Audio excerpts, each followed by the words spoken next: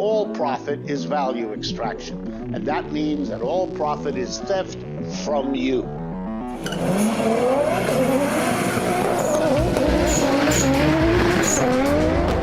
Corporate America is on welfare, and we got to get them off welfare.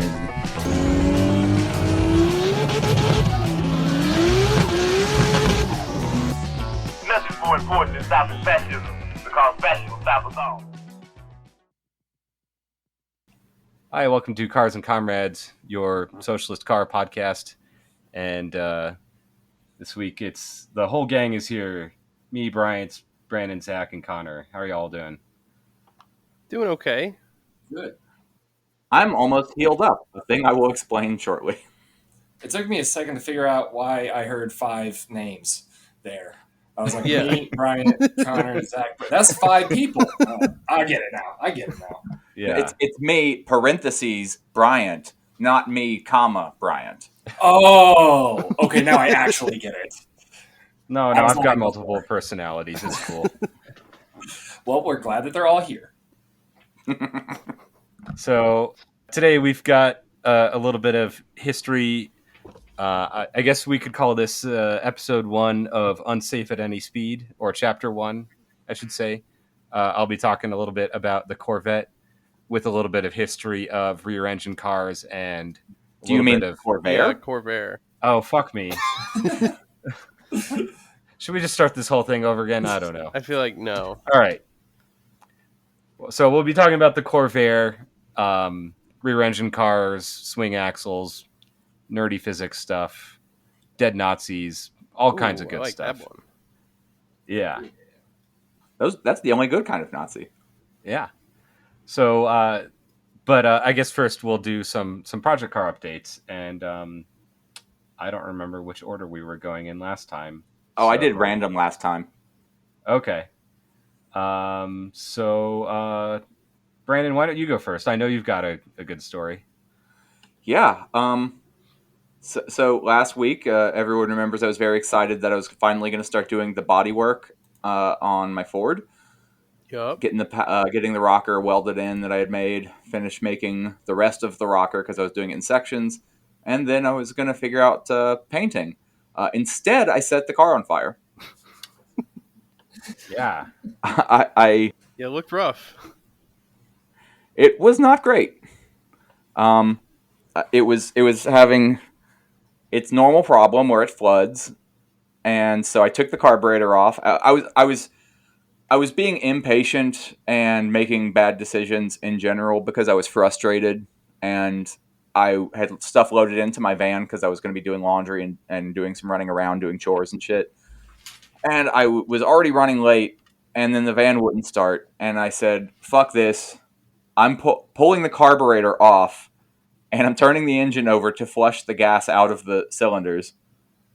But it was like acting sort of weird, and so I made an executive choice that was very bad. And my reasoning was that I wanted to make sure that I was actually getting a good spark, and like that I wasn't having some sort of intermittent ignition problem. Yup. Uh-huh. So I made a really smart choice. And again, my engine had been flooding so badly that it had actually sprayed gas all over the intake.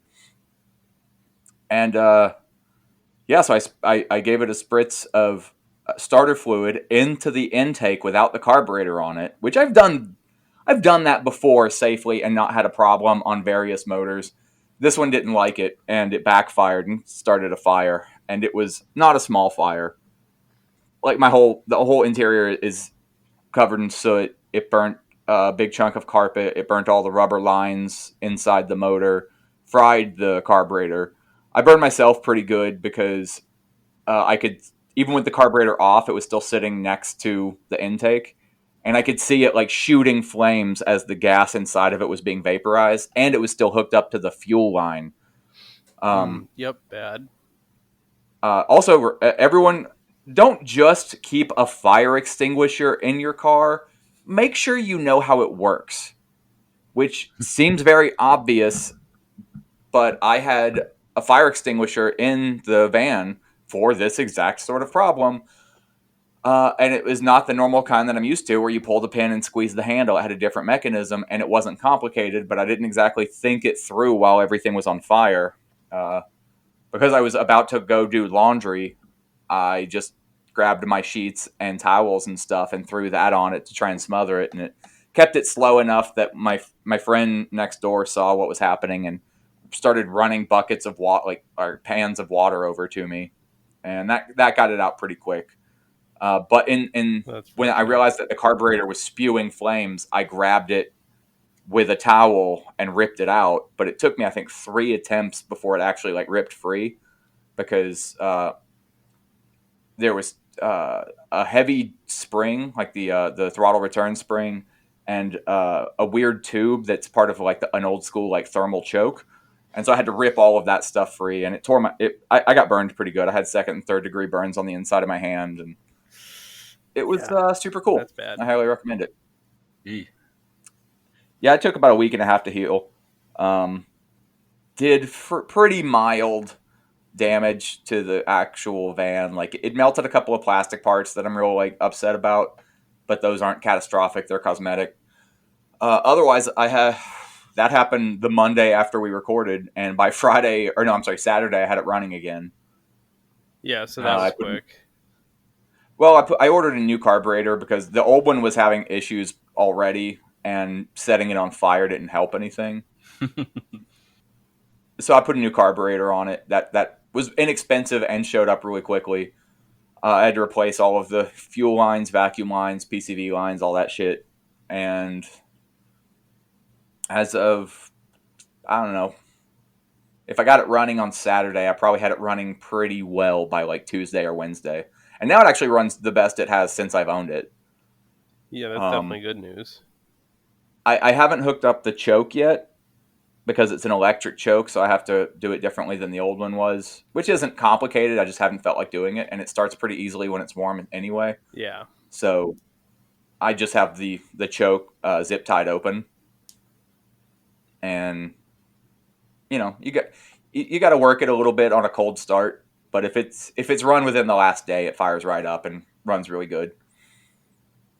And then in the meantime, I actually have continued working on the body. Nice. I didn't get the new patch panel welded in because I realized that it was going to be easier to match all the body lines with it off and sitting next to me while I'm making a new one. So I have most everything finished. I got about probably 30% left to do on the last section of rocker panel that I'm making. And I don't know. Depending on when I'm able to get to it, in the next few days, I should have the rockers patched up. Nice. Hell yeah. Bought a new radiator for my Chevy because that started running hot, and it was consistently running 15 degrees hot. And I pulled I forget the name of the damn part. I looked at the inside of the radiator, and when you would drag your hand across it, it would just disintegrate into dust. All the fins on the inside of the radiator, fan shroud, that's the stupid word I was trying to remember. I pulled the fan shroud off, and when I looked inside of it, it was all sorts of literally purple and green from corrosion.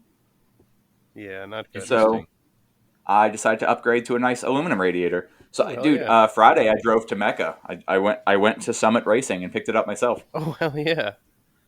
Nice. I had a buddy who wanted to go pick up some parts, and it's not close, but it's not that far either. So we just made a trip out of it. How far is it? 100 miles or so. That's not bad. Yeah. Do they have an exit on the highway that says if you're not a gearhead, get off here so you don't go to the holy site or whatever? No, it's just a big Summit Racing sign that you can see from the interstate. Okay. Nice. Dude, that place is sick. Yeah. Did you go inside? What's it like inside? The showroom's huge. It is a full warehouse, but they do have a proper showroom. They'll usually have 2 cars on display on giant rotary table things. Nice. This time it was a slammed F100 pickup. Sweet. That was done up really custom. It wasn't really to my taste, but there were parts of it that I really liked. And a C3 Corvette that also had been built pretty nicely, but it's also not super my thing. Dude, the Ford just killed me because it was so lavender. But yeah, otherwise it's kind of everything. You go up to register and tell them what all you want to buy, or they look up whatever for you. You give them part numbers, and they give you a ticket, and it gets pulled from the warehouse. So you have to like wait 20 minutes while your order gets picked. Yeah. But you can pick up stuff off the shelves and all too. I didn't do too much. I didn't spend too much just on a whim, but I did get some dress up parts for the 300 in my Ford, since I burned all of the stuff that was in it. Yeah, that's fair. Yeah. But dude, it's just so cool to be able to walk up and down aisles, and it's like superchargers and cylinder heads and just any fucking thing you can imagine. There's like a book section where there's books on every fucking performance thing that you can imagine. It just, as a dumb but small like victory, I want to paint the engine that's going into the Cutlass green, but I couldn't find a good green engine paint, and I found the color that I was looking for at Summit. Oh, hell yeah. Yeah. Nice. Dude, it's fucking sick. And they have like a clearance section. Nice. Dude, they had like some like high performance cylinder head for small block Chevy that I almost bought just because they only had one, but it was like $1,000 head that was like $250. Ooh, hell yeah. And I'm like, dude, I can buy the other one for $1,000, and I still saved $700. It's like I don't even have a small block Chevy, but that's just too good a deal to pass up. I have a few. I mean, you're never more than a stone's throw from a small block Chevy. Like, let's be honest, you can get your hands on one. They are easy to come by. Oh, and the other thing was like I kept finding wheels that I really wanted, except that all of their wheel, like the reason that they will only have one cylinder head or one wheel is because those are things that got opened and displayed so that they could do photography for the catalog and the website. So they don't need a set of 4 or even a set of 2 to photograph. They just take a picture of the one. So I'm just like, oh, this wheel is sick. This would look perfect on like X car. Do y'all have another one? And they're like, no, just that one. That doesn't seem like it would work as good. Yeah, I've been to Summit one other time, and that time their clearance section was just like brain melting. There was like crate motors. I found a pair of big block cylinder heads, all just at like astronomically low prices. Damn. Because I think that their average price is between 50 and 75% off in that section. Hell yeah. God. That's sweet. Yeah. Is there only the one like warehouse or like showroom? There's at least 3. Okay. You went to the one in Ohio? Right? Yeah. There's one in Georgia, and there's one in Texas, too. Fuck. They're all so I think it's Texas. No, Texas isn't that far. Texas is fucking huge. It's I'm thinking 11 to 30 hours away by car. Sorry, I'm thinking about like, you can get that shit delivered to you, and it's... Sorry. Yeah, no, I want to go to this place and look through all this shit, but...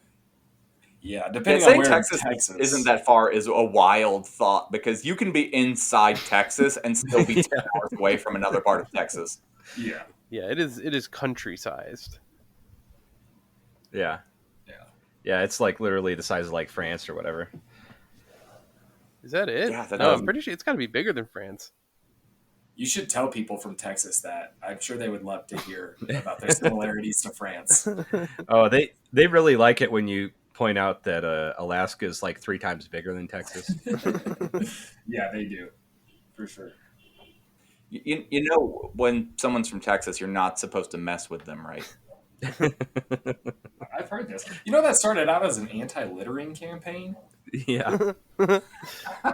Like, don't mess with Texas. Don't mess it up and leave trash here. It's like, well. Oh my God! Why does it make so much sense that Texas would take an anti-littering campaign and turn it ignorant? I mean, no offense to Texas, but that really could have been a fill in the blank. Like, why does it make so much sense that Texas would take blank and turn it ignorant? Well, you know, you could put anything there. It still works. You're not wrong. All love to our Texas fans. Sorry if you live in Texas. It's not an awesome place in my mind. Yeah, we feel for you. But yeah, that's me. That was it. Just a little old fire, some burns, and some body work.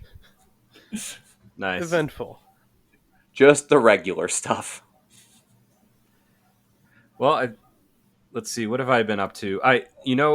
Last time I was talking about, I think I'm just going to get the same tires for my MR2 as I did last time. Yep. Turns out they don't make those anymore. Sounds about right. And turns out Yokohama doesn't make any 14-inch tires. Yeah, so I'm going to have to figure out something.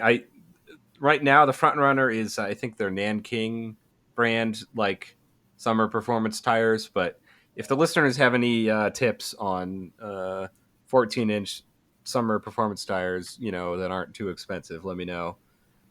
I talked about how I really don't want to, spend another like $600 on wheels, but I might end up having to do that.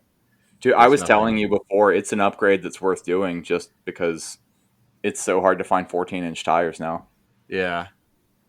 I'm actually in the middle of trying to get in touch with this guy who has a set of 17-inch wheels for my Cutlass, because even 15, which is the next logical step up from the 14, is still not that common anymore. Yeah. I don't know. At least I have some money saved up so I could spend it if I need to, but I'd rather not. And it's also looking like I might need new tires for my Subaru if I'm going to have a set of summer tires for it and not just drive it in the winter on winter tires, which, I think so far this summer I've driven it like 2 or 3 times just to like pick up stuff that you need a hatchback for or whatever. But I don't know. We'll see. One of the tires has a slow leak and they're kind of old and shitty. They're not even summer tires. They're all seasons or whatever. But I think I paid like $60 for them because they were used off of my friend's Toyota Matrix. Nice. Yeah. If you don't mind having some mismatched tires, like I might have an extra set. I don't know if that's a good thing to have on an all-wheel drive car. No, it's probably not, but yeah. Oh, and the crack in the windshield on my MR2 is getting bigger, so I'm gonna have to address that someday. Yeah, usually that's not too expensive though. It seems like it would be more expensive than it is usually. I think last time I had to do it was like, I don't know, 6 years ago or so, and it was like $250, I want to say, for a new windshield. Yeah, really, something like that. Even a new windshield for my Cutlass, which is 60 years old or something, I think that still ended up being like $400. Yeah, that's crazy. And that was because I didn't go with the cheapest option. That's interesting. My girlfriend has got a new windshield appointment for like next month, and they're charging her like I think almost $600. What? So I don't know if she's getting ripped off. I've always had like the glass coverage on my insurance because Colorado is just like basically throwing rocks at your window constantly, and it always cost me like $100, so I never really had to pay out of pocket. So I was like, oh damn, windshields are just crazy expensive out of pocket. But I could swear she's getting ripped off. I don't know. I could swear a couple years ago, so granted outdated, but I thought they used to be like 150 or so. So 250, I'm like, yeah, it's probably about right. 600 seems excessive. I'd at least I'd get a few more quotes just to make sure, because that seems seems a bit high. I wonder, does it have like the built-in defrost or anything like that? Oh, it's a newer car, but it's a newer car, but it's not got anything special in it. It's like a 2015, so it's not. Yeah. Dude, 5 or 6 years ago, I had a tree branch fall and hit the side window in a 90s Blazer, and it was $800. What wow. the fuck? Jesus. Go to the junkyard at that point. Oh, that was what I did. Yeah. But like the quote, 3 places I called, $800 was the only quote that I got because the other 2 said we can't get that piece of glass. Huh. Wow. Jesus. Because it had like all of the plastic fairing that was around it and everything else. Like I didn't even actually pull one from a junkyard. I found a junkyard that would pull it for me because I'm like, no, I break 60% of the glass that I look at. Yeah. But yeah, that's all I've got going on. I don't know. We'll see. we'll see how much money I want to spend. But I think Connor, I think it's your turn. Cool. I've had a somewhat eventful couple weeks. So I don't know. Last couple weeks ago, I was working on the car. I think I'd mentioned a few things that I had done, but a couple weeks ago, I was able to change the diff fluid finally. So I got the extra tools I needed and all that shit, and so I was able to fill that, which it feels a lot better. It was chattering a lot.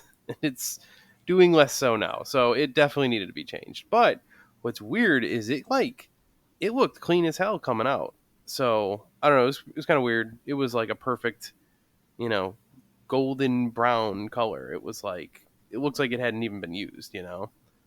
So that was weird. But the car definitely, like, the diff locks up a lot more consistently without as much chatter since I changed it. So it definitely needed to change. Yeah, so I got that done.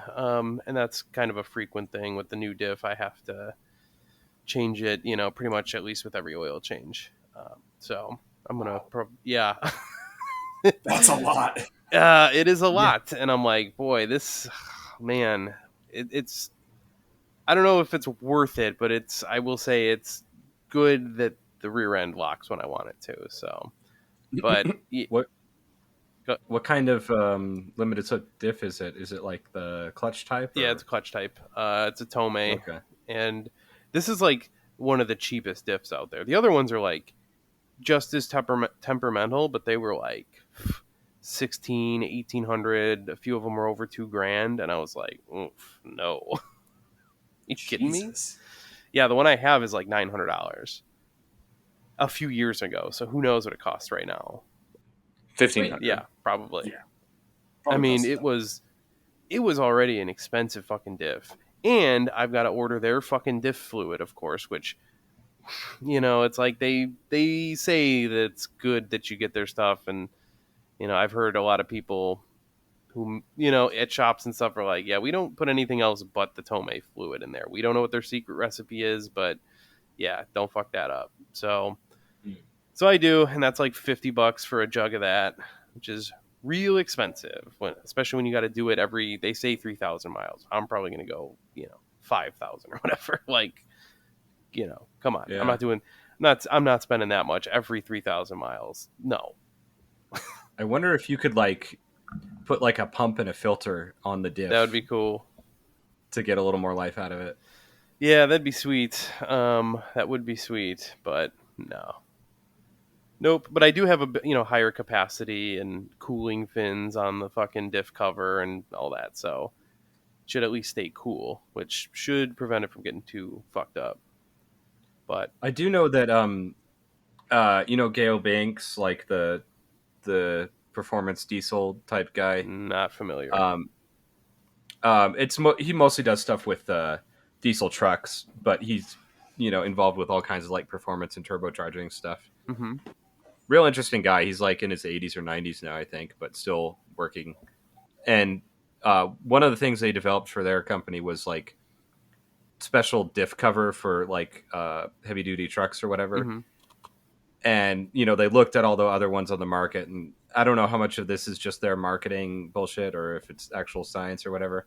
But like, oh yeah, these that have like the fin covers with extra capacity, a lot of them don't actually circulate the diff fluid properly enough to actually keep it cool and also keep it on the gears and everything. Cool. And supposedly the one that they designed actually does circulates air around it properly on the highway and keeps it cool and keeps it lubricated or whatever. But I don't know. Like, I think it's just for heavy duty trucks. I don't think they make them for. Well, I don't know if it was for that, but I saw somebody post a video where they found similar diff covers, but like cast a couple of them in like a clear plastic just so that they could put it up on a lift, put the clear cover on it, and show you how the fluid circulates under different conditions. Yeah, that might have been the same one. I'm not sure. Okay, yeah, if it sold me. I was just like, yes, I see what you're saying. Yeah. Yeah, I like the little demonstrations things, like the Lucas Oil thing in the fucking auto parts store. Yeah. Come on, it gets me every time. I'm like, boy, I gotta put that in my my motor. I mean, I'm sure that they just like put the gears with a little bit more clearance on the ones, so it goes a little easier. But It could be, yeah, that could be a trick. It probably is. But anyway, so yeah, I got the special stuff. I did the fluid change, and that was great.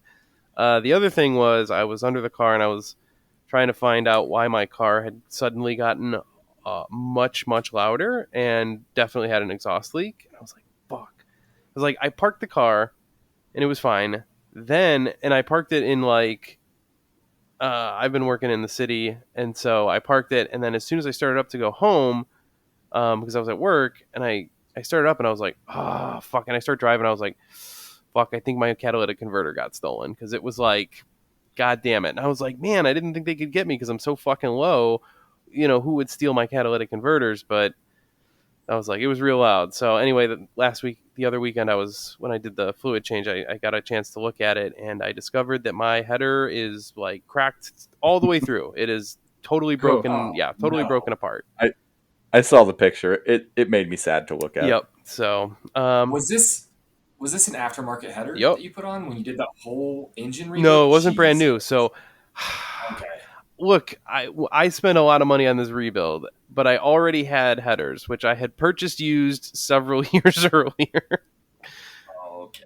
So I was trying to save that money because I'm like, yo, these are some big fucking bills on this shit. I'm like, do I need to spend that extra $600 on new headers? Nah, these are fine.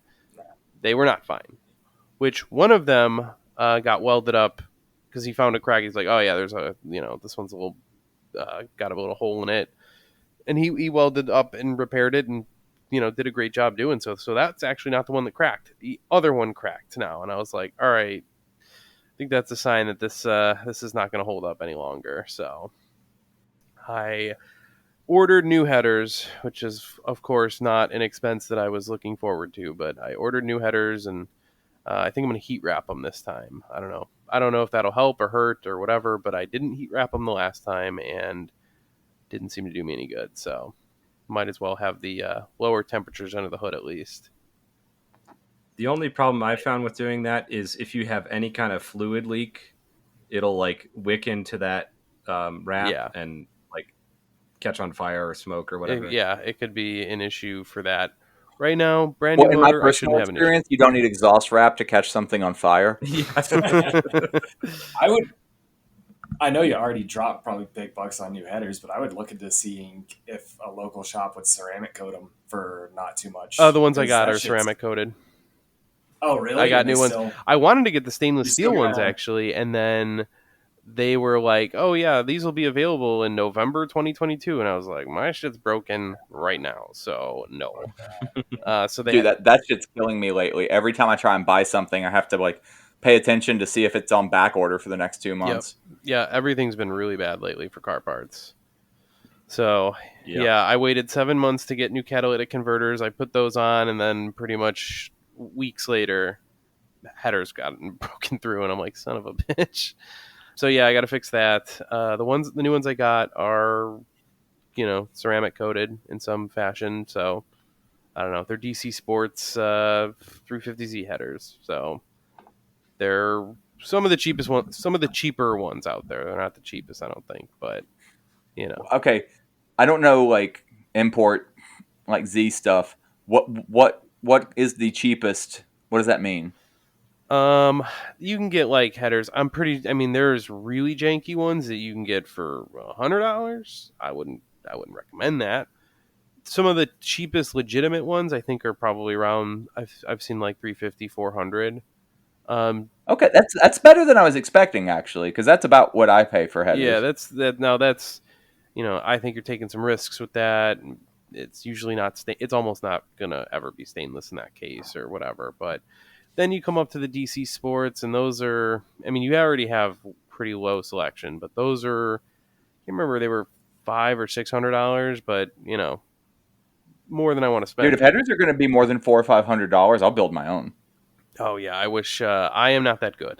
Nowhere near. I'm not even wouldn't even attempt it.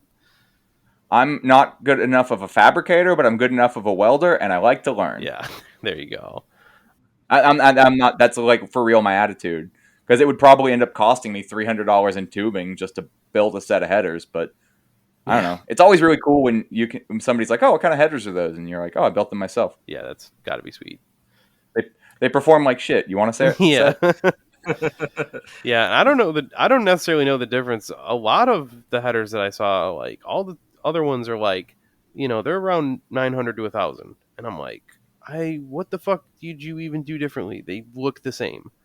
They have the same bends and everything. I'm like, you are very confident with that kind of price, but yeah. So I got mid tier ones. It actually does. Like there are people who dyno tune them because there is, you know about tuning to the pulse and that sort of thing, right? I actually do not. Oh, it's more than we're going to want to get into like right now. But basically, like there are like waves in your exhaust that push and pull, Mm-hmm. and a well built and well designed header is going to actually increase your performance by in a roundabout way sucking like it improves exhaust scavenging. Exactly, it improves and the scavenging. sucks a little bit extra out. Yep. And it just boils down to like the length of the tube. Yeah. Yeah, it's all like resonance, like, pipe organs, that kind of thing. Yeah, which, I mean, most of the pre-made headers, it's like, yeah, I get that, like, some are 1,000, some are 600, but I'm like, I feel like they've all done the same kind of engineering you would think, but I don't know. Anyway, I'm sure some are better than others. Don't underestimate the fact that some people are going to use, like, 030 like material, and some people are going to use 060. Oh, yeah, that's, I think, the biggest going to last a whole lot longer. Yeah. Yeah. Well, anyway, I got the mid-tier ones. I think they'll be fine enough. They should be whatever. It'll be fine. It's just an expense I didn't want to take on. So I am currently back to looking for a second job, which not really a big fan of doing, but I was like, well, I don't know. Maybe just for a little bit. I don't know. So that sucks, but I got to say inflation is fucking killing me. So, and I have a lot of car problems that money would solve. So trying to maybe get a few extra bucks. I don't know.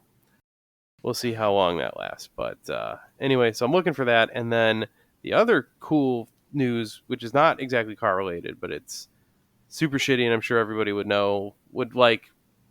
feel like this is pretty shitty. Next week, it looks like there is a very good chance that my partner and I are going to be evicted from a place that we don't live currently. So what? Yeah, that's yeah. Our old place is, long story short, it was a condo building we rented from the unit owner. They recently sold the building, which was a whole shitty process and screwed a whole lot of fucking people. But basically, they forced everybody to sell for a really shitty price, and then they took over the building and they're converting it to apartments. So it has finally been actually converted to apartments in the last couple months. And my partner and I, who moved out in May, or in April, we were totally out by May, and we've been getting charged rent as renters there for some fucking reason. And we got a 5-day notice that they were going to file eviction for us last week. And so we've been emailing and calling, and I even got into their office and I talked to someone, but we have gotten no response yet. So it seems like they're probably going to go ahead and file for an eviction, and we're going to have to go to court, which is super cool, and I'm very excited about. Yeah, that's shitty. I know that can like really fuck up. Like if you're gonna rent somewhere else in the future. Yeah. If we don't spend a sufficient amount of money on a good lawyer, it could ruin our lives. Yeah, it's like our housing costs could double, and just we not be able to get housing, because here I don't know what it's like in everyone else's market, but like it slowed down a bit, but when we were looking, I mean, we had to like look at a place and we had to make a decision that day to put in an application. We couldn't wait because they'd have literally 50 applications already. And the only reason my partner and I get housing is because my partner has fucking incredible credit. Outrageous. I don't even know how you hit those numbers. I cannot figure it out. But she has incredible credit, and so that is why we get housing, which is like shitty because it's like there's a lot of people who could pay just as much or whatever, and they do not get to live in a place, or they have to keep looking because whatever. But yeah, and we can't wait, we can't do anything. So it's been really hot here. So if like we have an eviction on our record, that's gonna be a hard no when we're up against 20 other applicants. Yeah. You know what I mean? So that's bad. That's real bad. Yeah, that sucks. It's also like I don't understand the renter's credit system, but that's like another whole fucked up mess. I would take this for you if I could. I don't have to worry about this shit. Just It's find a way to be like, no, it's him. well, I mean, it's ultimately I think we'll win because we very clearly do not live there, and we made clear that we don't live there. But if our unit owner didn't do exactly the right thing, then we could get screwed for it. So yeah, very not the best situation. And we're gonna be talking to a lawyer. My partner's gonna do she's in a D&D group, and her dungeon master's a lawyer, so she's gonna talk to her, see if she could help us or if she could recommend someone at her firm to help us out. What a funny series of words. Yeah. So anyway, that's been my couple weeks since we've last recorded. It's been interesting. Like Brandon. If I can take a second to plug something, in Denver, there's a thing that's going to be on the ballot in the fall called No Eviction Without Representation.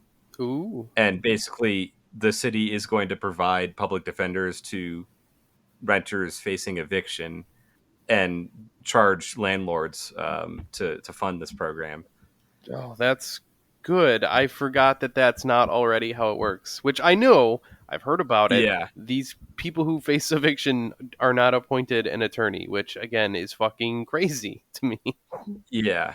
This country is so evil. It's like a cartoon evil supervillain. Yeah, it's fucked up. So that seems like at least the bare minimum of legislation there. You would think. At least they have it in Boulder now, for what it's worth.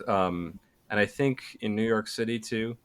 And from what I've heard, that's had some issues, but it's a lot better than nothing, Oh yeah, I couldn't imagine if I didn't have anyone to represent us. Like we would almost certainly just get an eviction on our record, and we'd be fucked.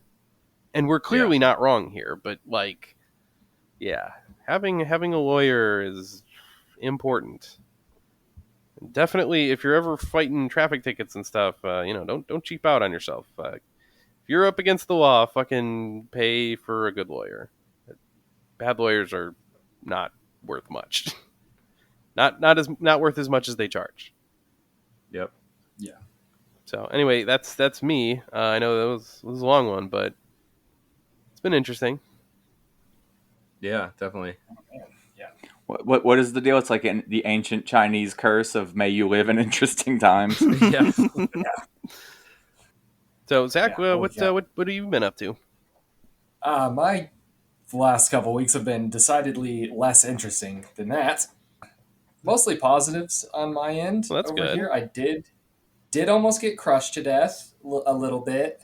Ooh, that sounds interesting. Yeah, that's just don't be lazy when you're working on cars. Do things the right way. I was replacing a CV axle on my brother-in-law's Subaru Outback, and I thought that I could yank the hub around with a come-along and a ratchet strap to get it back into position without taking the hub off of the strut, because I didn't want to have to realign the the camber. Basically, there's an eccentric bolt that adjusts the camber of the hub, and I just didn't want to deal with it. So I was like, I can just like pull on it with these straps and come along and like get it back into position. Zach, And, sorry to interrupt your story real quick. What you could have done in this situation is not worried about that eccentric bolt, and then when you put it back, you could have just gone all the way so that it had all the negative camber and looked awesome, and you wouldn't have to fucking guess. I tried to convince him of that, but he's a fucking nerd, and he didn't want that hella flush slam boy fitment. Fucking square. Yeah, I know. Such a loser. If you just max out all your suspension parts, you'll always know you're in alignment. Exactly. Anyway, sorry, go on. Yeah, no. Yeah, on top of doing that janky redneck engineered bullshit, I had one side of the car up on a jack stand and no wheel chocks, no e-brake on because it was an electronic e-brake, and I was like, I don't have a little handle to yank on, so whatever. It's in gear. It'll be fine. Nope. Yep. Turns out when you put as much tension as you possibly can on something, it tends to move. And it tended to move when I was all the way up under the car, like full body. My toes were under the front bumper. I was curled up in there all the way, reaching back, trying to, we had one of the ratchet straps going towards the back of the car to keep it in line, and the come along going across to the other, side of the car to pull it in. Yeah, it was a bad situation. It started to lean, and I have never slithered on the concrete faster in my entire life. It was like a big, terrified snake just whipped my body out of there. That was always like a serious fear of mine. And then the Harbor Freight had like multiple jack stand recalls. And now you're doing this to me. I'm just gonna go buy a 2-post lift. Fuck this. Yeah, it's honestly, if you have the space for it and can make it work, like they've come down a lot in price. You can get reputable ones for like $2,000. Yeah, I was about to say, like, most commuter cars, like, you can save up a little money if you're dumping a bunch of money into mods and stuff, and you've got the space for it. Get a 2-post lift, man. They're affordable. I've actually been considering buying one off my buddy. It's under $1,000, I think it would be for me. Yeah, Dude, used you can. Oh, do it because. Yeah, 2-post lifts are way more attainable than you would think. Yeah, definitely would like to have one at some point. Yeah, I'm trying to until he told me how much he paid for his, but he didn't. He ended up not installing it. I was shocked. I always thought of that as like one of those unobtainable, like 5-figure sort of purchases. Yep. Yeah. And he bought his a number of years ago, and I think he paid like $800. Wow. Used but uninstalled, like used in the sense that it was purchased by someone from the retailer and then never installed. Oh, and then he bought it and did deal. the same thing. Yeah, wow. Fucking lucky, man. It was under $2,000 new though. Yeah, they're really not that bad. I've been trying to convince my parents to let me put one in their garage. They have a little side garage that's like I don't know if you've seen houses that are set up like that, where the driveway goes straight into a normal garage, but then off like 90 degrees, there's like another little garage. You know what I'm saying? Like, I get what you're saying. I don't think I've ever seen it before.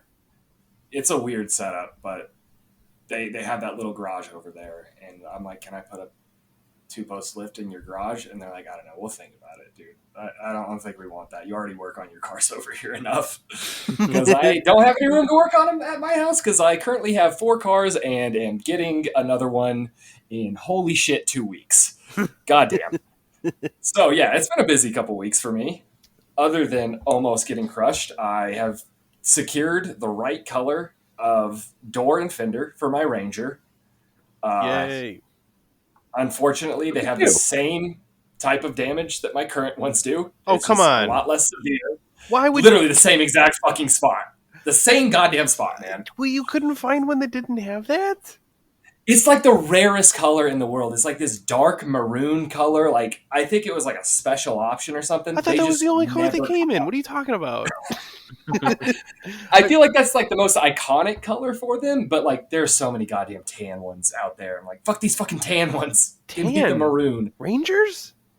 Yes, I didn't dude. know they ever came in Yes. tan. Yeah, tan and Yeah. the bright red color. Okay, are I do remember the bright everywhere. red, yeah. Yeah. And the Yeah, blue. no, I remember the got dark goddamn- blue. Yep, quite a few of those. Definitely don't remember tan. What the fuck? I don't know. Maybe if it was like a tan. regional thing. Could be. Like maybe was we just just like got a- a lot more down here. I think if it was like a Toyota paint color, it would be champagne or something like that, right? Yeah, probably closer to like champagne. I guess I call it tan, but it's Well, that Yeah, I champagne, think is what champagne they is the put on the best. Tacomas. I remember that. Yeah. yeah. Ford had a very similar Huh. color of this gen Ranger. I had no But yeah. idea. Anyway, sorry. No worries.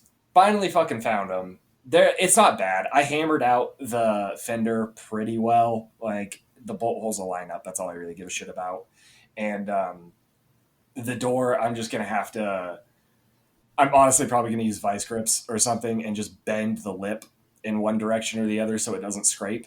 So the door opens and closes, Nice. and it's just gonna be dented. I don't really care at this point, but the Ranger is still fucked up. There's something still going on with the transmission. I don't know what it is. It's just continuously leaking. I think it's the tail shaft gasket, maybe. It's like right behind the box, Yeah. right in between the actual gearbox and the transfer case is a little tail shaft. It seems like it's coming from there. I don't know, whatever. That's like low on my priority list. I also got all of the mechanical problems fixed with the free Lexus that I got. So I just need to make a junkyard run for that guy to get a couple interior panels and a rear taillight housing. And that one's good to be sold. And I just solidified a pickup date for the Cobra. We're doing it Oh, fuck yeah. the weekend of August 28th. I'm going down there and we're picking it up. So yeah, I've been like going like crazy just every fucking spare minute I get trying to work on shit to get at least one car gone so that I have room for the Cobra. And I also am, still putting mods on my Subaru because why not? I totally Yeah. have time and energy and effort to do this. I think I talked about it last week. I bought a set of wheels Yep. for it, like online, and they were taking fucking forever. They still say estimated to ship on the 18th of this month, but they're at my house now. So whatever. If you're gonna buy parts from Throttle that does all those like giveaways and shit, they like team up with Hoonigan sometimes. Just be aware they can like you'll have to wait a long time if some shit says back ordered, and they're probably not gonna communicate that well. But all their shit's way cheaper than like everywhere else. So, just be prepared to deal with that. But yeah, they're here, and then I also bought another set of wheels from someone locally because I was sick of waiting and I didn't think they were ever going to come. And now that I look at both wheels side by side, I'm torn. So I threw up both of them in our chat, and then maybe we'll throw them up on the Instagram too, if the fans want to chime in. They're both bronze, but I got one set that's the Raise Graham lights that are 5-spoke, and then I got the Koenig lockouts that are like 8-spoke, and the Koenigs are an 8-inch wide wheel. The Razor is 7-inch. And damn, man, I'm torn. I really don't know. That's tough. I don't know which one to go with. I think the Razor quite a few pounds lighter per wheel, though. Ooh, well, yeah, they're smaller. What's Yeah, the I widest do like tire? the look of the Koenig ones. Those look pretty sick. What is the widest tire you can fit on? You can fit on a 7-inch. Ooh, 225 maybe. No, I think you can go to 245, 235. I actually don't know. What size? Because I feel like a lot of 8-inch wheels come with 220. Well, I know the Z's came with 225s, and then they put. I think in the rear they were a little bit bigger. I think they put 255s or something. Yeah, these 7s have 225, and that's like an 8.5-inch. Okay. Yeah, they've got this. The set of Rays that I have 225s on them right now. which is, I think that's pretty much the limit, honestly, Yeah, by the looks of it. it's probably all you need for that car. Although I do think those are a little on the narrow side. But it might benefit Yeah, you to have the lighter wheels. So right. That's the thing. Like, do I want wider wheels for more grip, or do I want lighter wheels for less rotating mass? And I hence feel more like weight? with an already having an all wheel drive car, I don't know if the grip is quite as big of an issue. Maybe under braking, but I don't know. I know right now. I mean, here's the thing. I've been super lazy, and I'm still running my winter tires on it. Nice. Um, yeah. So I have broken traction a couple times, like ripping around some back roads on some corners. Because if I brake really late into the corner and then immediately stomp on it, it'll chirp. That's But it. that's also, Oh, yeah, yeah. You don't. No, you're probably fine with 225s then. yeah, Ooh, probably. if I can just but so my Ford is a straight six and makes Mhm. dog shit power. It was probably like 180 160 horsepower ever. But once I got the new carburetor on it, it ran so much better. I chirped my tires on accident for the first time. Oh shit! Hell yeah. Yeah, I Hell let yeah! up on the clutch a little bit too aggressively, and I heard it squeal. Nice. Yeah, That's sorry, That's impressive. I felt special because I did a big boy thing. Hey, that's good news, man. That's awesome. But yeah, let's I can either throw them up on the Instagram story Oh or yeah, we'll throw them up some, there. We'll get and yeah, we'll get listener input on what wheels Zach should stick with. yeah. It's right now. I'm like halfway considering keeping both and trying to sell the stock set, but I think that's a poor financial decision. Ooh, I So don't know. Wheels are wheels. that's true. That's I'd true. I rather. just don't think I would get very much for them. Yeah, but OEM wheels never look that good. So No, no, they don't. They were going to be my winter set, but now it's like, oh man, you like I could have said, I've cool got this winter mismatched. tires or winter Yeah, wheels. I got the mismatched set of tires on the Rays. That literally all four are different tires, different manufacturers, Nice. completely different. They're all the same size, but different wear. So I don't know. Those are probably garbage. I mean, I could technically run them, but like Bryant was saying, might not be the best idea on an all-wheel drive car. Yeah, yeah. I mean, it'll just wear out your diffs quicker. Yeah. Hmm. So yeah, I don't know. Yeah, let me know in the Instagram story. Y'all got any opinions? Strong opinions one way or the other? I do think I like the look of the Koenig ones better, but maybe that's because they're brand new. Yeah. But I don't know. Yeah, that's fair. That's I was fully ready to just ditch the Koenigs, like try to return them or sell them locally, but then I pulled them out and I was like, oh, they're so shiny and new though. They're not all dusty and old. Yeah. But I think that's all my updates. It's been fucking chaos for me the last 2 weeks. So Sounds like it. Although speaking of, since we're talking about wheels, I have one more quick update. I think because I tried the wheel spacers and my wheels were rubbing. I think next week or the week after, I think I'm going to try and raise the car up like a quarter inch in the front, just a little bit to get some more clearance, and then I think I'm going to cave and buy a fender roller and roll the fucking fender out. Yeah, there you go. That's the hot boy answer. I don't want to hear all this less low bullshit. No, no, no. Fender roller and more low. Come You know what? on, Maybe man. maybe I should just try the fender roller and then see if it works. And if it doesn't, then I might have to just raise the car a little bit because those wheel spacers would solve me a lot of problems. Because like right now, I can't drift. Not when I'm going to grind through the tie rod end at some point and have a real problem. So Yeah. no, you're thinking about it all wrong. Like, just remember that when you drift, that's probably not going to be the pass that destroys the tie rod ends. that's true. That's a good mentality to have. But Yeah. yeah. Anyway, so we were talking about wheels, and I was like, oh yeah, I got wheel fitment woes that I'm going to try and deal with, and I think I'm just going to be a hack and roll the fucking fenders. Yeah. I mean, at least you're not just cutting them. Yeah, I guess that would be worse. Yeah. So I don't know. We'll see, but I'm kind of leaning towards that, which means I have to like buy the $100 tool and buy a heat gun and, you know.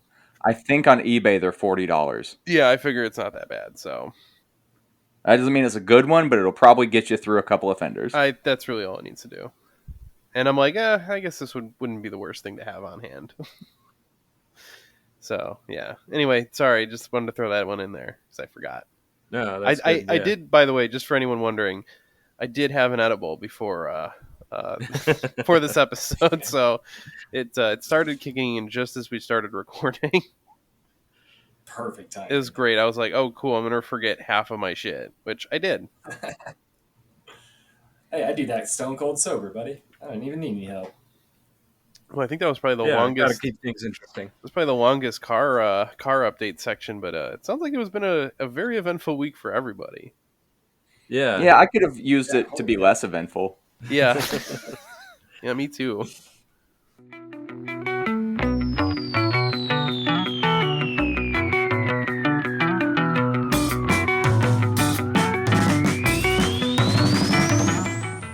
All right, so we're back, and we're going to be talking about Chapter 1 of Unsafe at Any Speed. Just for the listeners, this is not going to be an 8-part series. You know, there's 8 chapters in this book. I'm going to lump some of them together, but this I felt was interesting enough that it deserved its own episode, Chapter 1, the Corvair.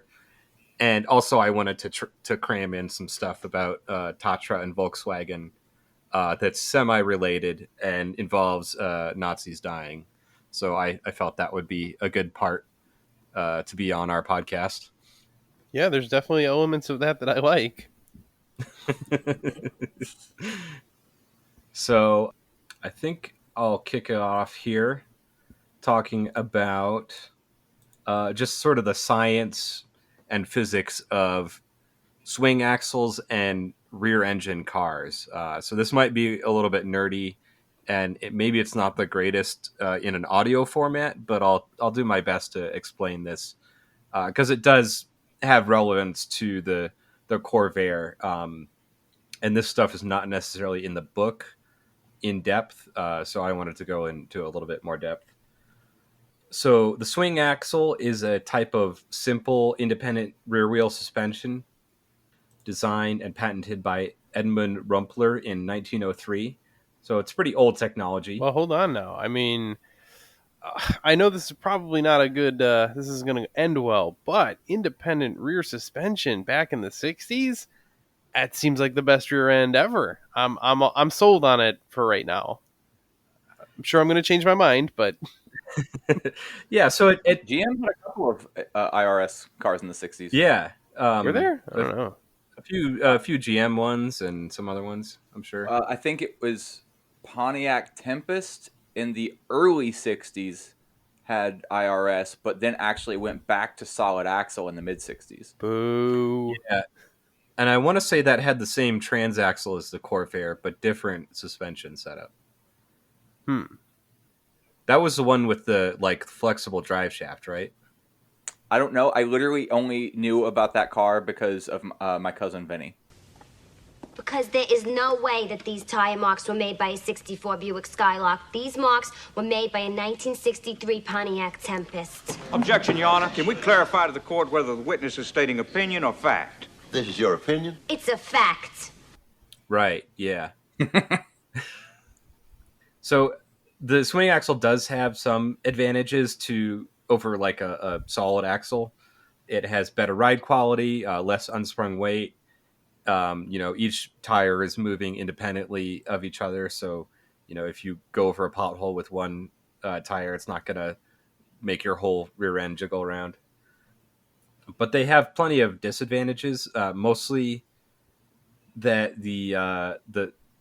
so the way that swing axles work is, think of it as an uppercase T lying on its side, and one part of the T is the axle and one is the tire, and they're rigidly attached to each other, and then on the back end of that T is where the pivot point is at the differential. Okay. So the tire and the axle all pivot as one unit, and so your camber changes as the suspension travels. So that's the main disadvantage. Is I feel like most suspension systems, the camber will go increase in the negative direction if as the body drops on any suspension. I would think, right? Isn't that the natural? Yeah, it's much more dramatic of a change with swing axles.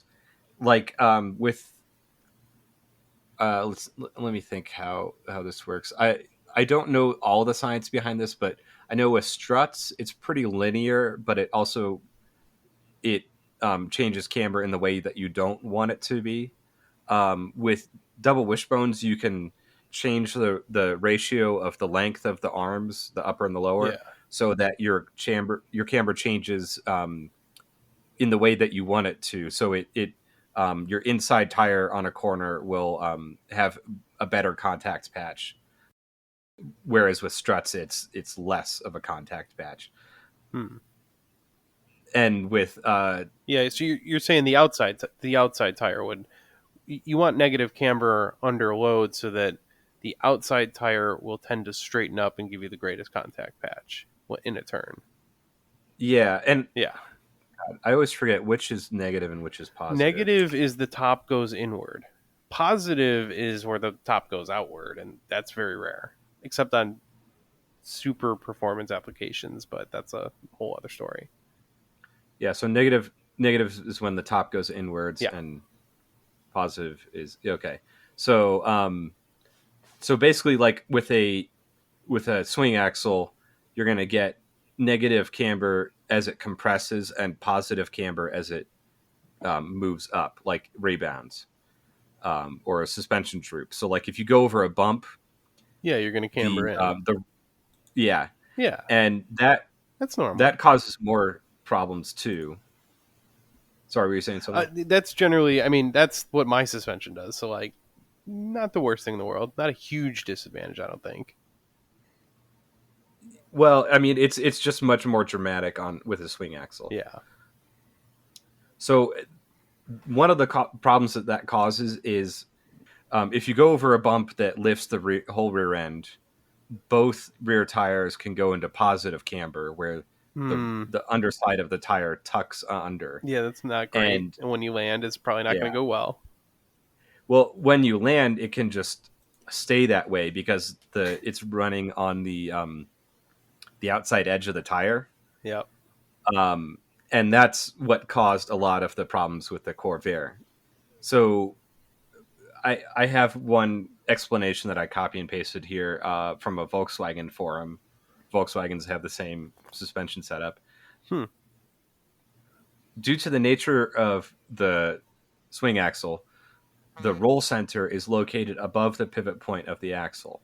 And now the roll center is basically, if you take the car and you just push on it and you see the body rocking, it's the axis that pivots around. Okay.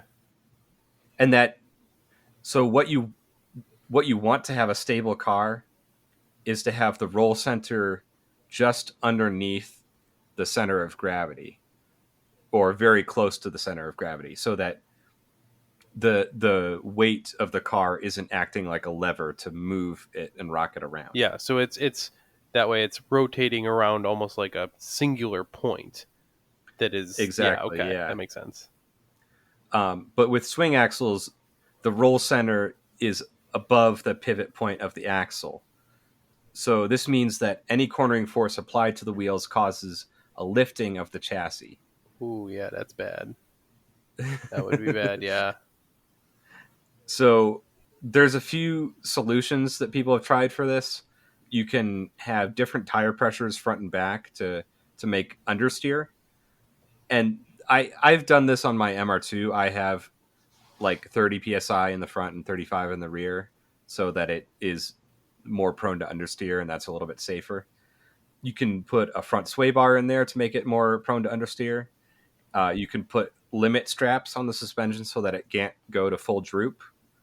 Or you can have like a spring that connects the rear wheels, basically acting like a sway bar to make them move together like a solid axle rather than independently.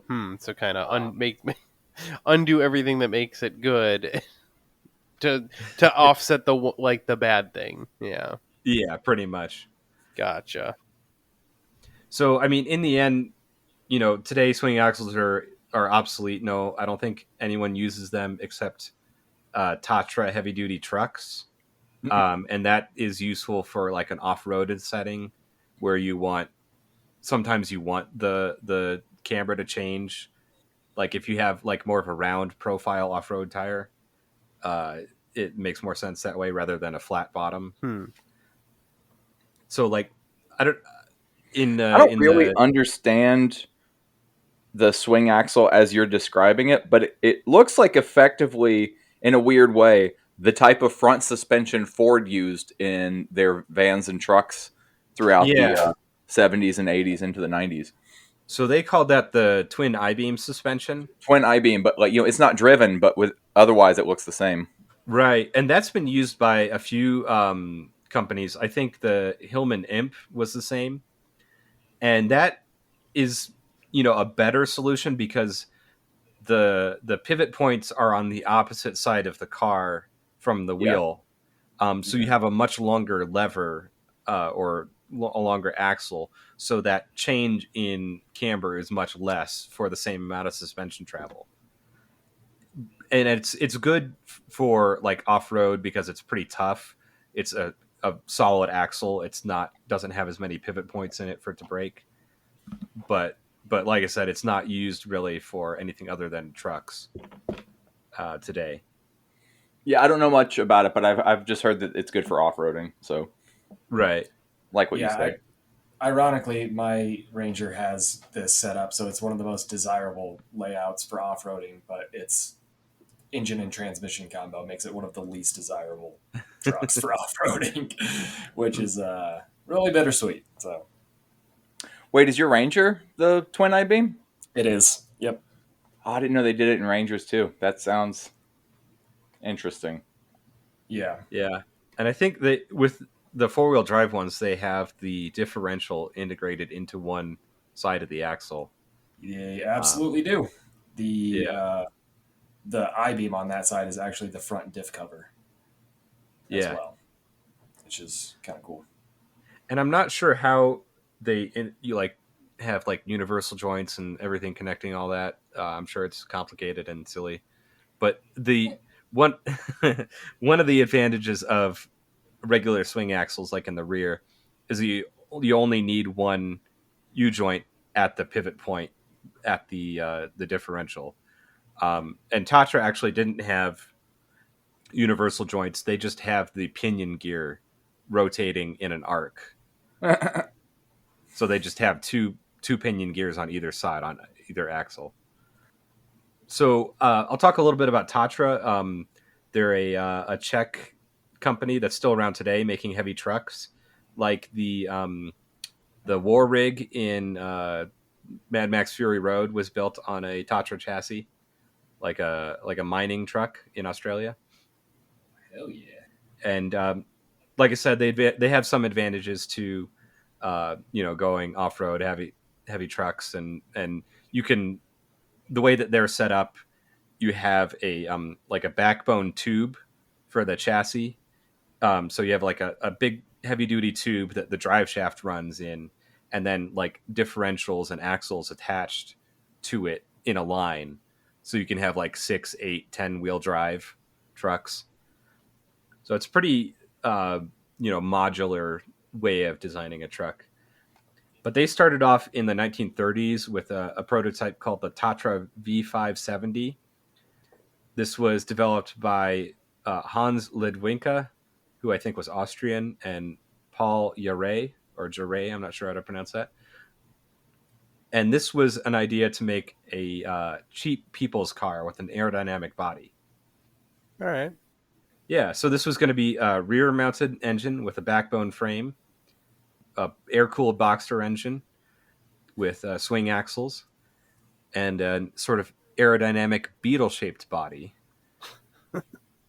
So Ludwinka believed that a rear-mounted engine would have several advantages: increased efficiency because you don't have a drive shaft, better noise vibration and harshness.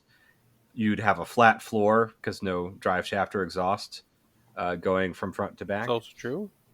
and lower center of gravity with the boxer engine and everything, and better weight distribution for traction in the rear end. And he thought that air cooling would be simpler. Well, that was probably the worst part of the worst decision he'd made here so far.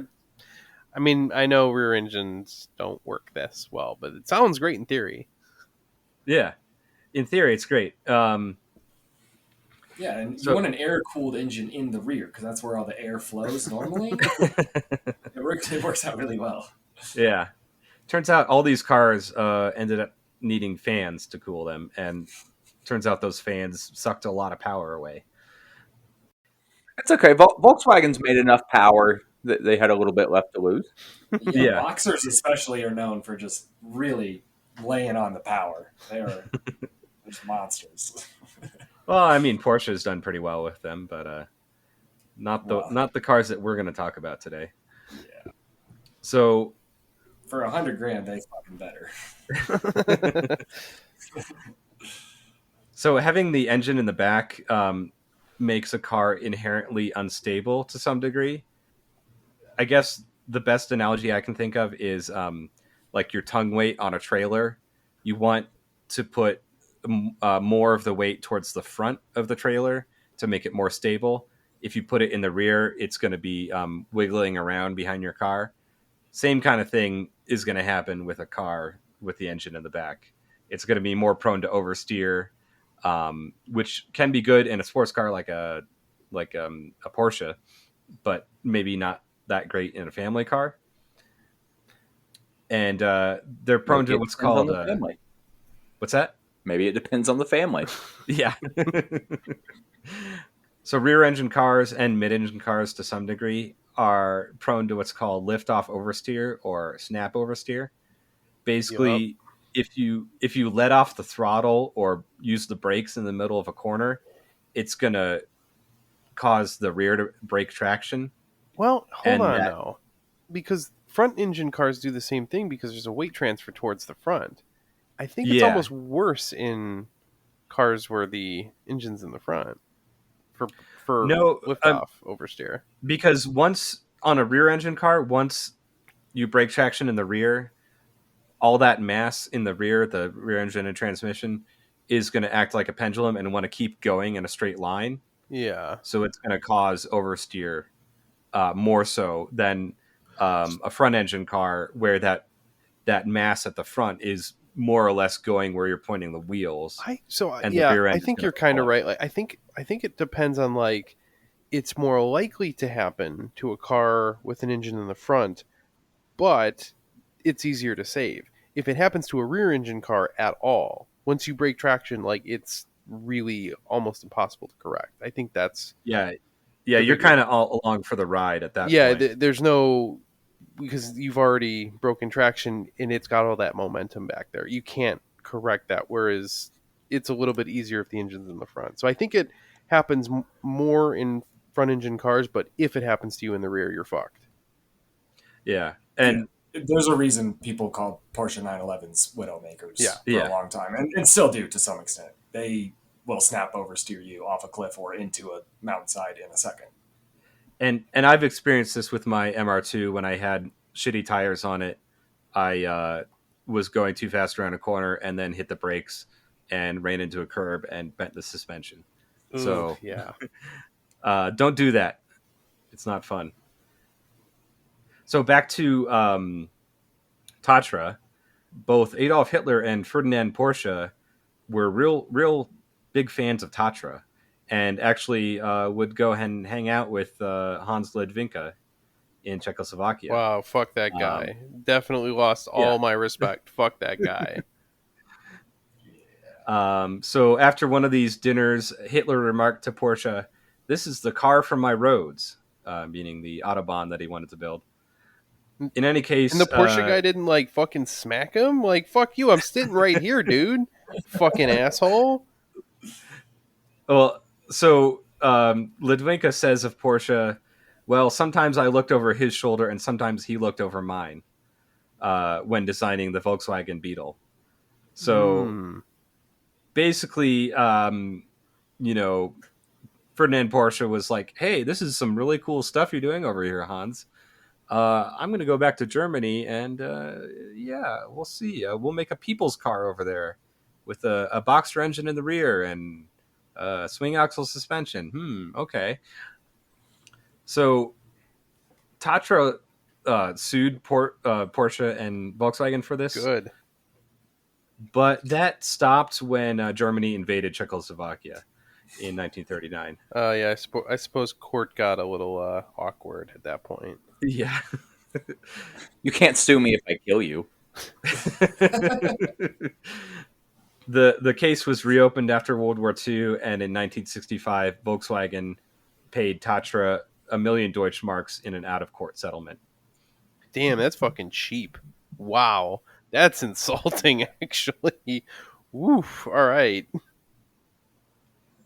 However, it seems that they were both copying a Hungarian engineer named Belia Beriani, who in around 1925 made a sketch that looks very much like a Beetle. And I'll put that in the chat right here. Hold on a second. Boy, sounds like capitalism's ability to innovate, huh? One person stealing a design from another all the way down. Yeah, there's a picture of his 1925 design. Oh, that's a fucking Beetle. Yeah, that's a Beetle. Wow. No doubt about it. No, the rear is a little pointier. It looks better. It's better. But they had to make some sacrifices so they wouldn't get caught. Yeah, I mean the concept always looks way cooler than the real thing. Yeah. And Beriani was a pretty cool guy, as far as I could tell, not a Nazi. He also invented but I appreciate it. He invented a lot of safety features that he worked for Mercedes after the war. He also invented the collapsible steering column and crumple zones in the 1930s. Oh, good shit. So this guy was way ahead of his time. Yeah, good shit. Of course, those things weren't implemented until the 60s, but he invented them 30 years before. And hold on, part of that implementation came from this book, right? Yeah, pretty much. Score one, Ralph Nader. So back to Tatra, they made a higher end car called the 77, and this was considered the first mass produced truly aerodynamic vehicle with a sort of a teardrop shape. It was sort of like a 4-door limousine luxury car built from 1934 to 1939 in Czechoslovakia. It was powered by a rear-mounted air-cooled V8 with advanced engineering features such as overhead valves, hemispherical combustion chambers, a dry sump lubrication system. Damn, this is cool as hell. Yo, this thing had an air-cooled Hemi? Yeah. And it's kind of weird. Instead of push rods, it had really long rocker arms. Doesn't make a whole lot of sense if you look at the diagrams, but it's like, all right, they're just trying shit to see what works, back then. I cannot imagine the thing that you were describing. Yeah, I'm having a hard time with that one. Let me put a link in the chat here to the Wikipedia, and you can see. It doesn't have like engine diagrams, but you can see the overall shape of it. They're pretty cool. No, I can take or leave the design of the body of this car, but yeah, definitely an air-cooled Hemi V8 that's dry sump is very cool. With overhead cams. Yeah. That's fucking wild. I mean, this is cool as hell. Well, they did have overhead cams later on. This one was a overhead valve.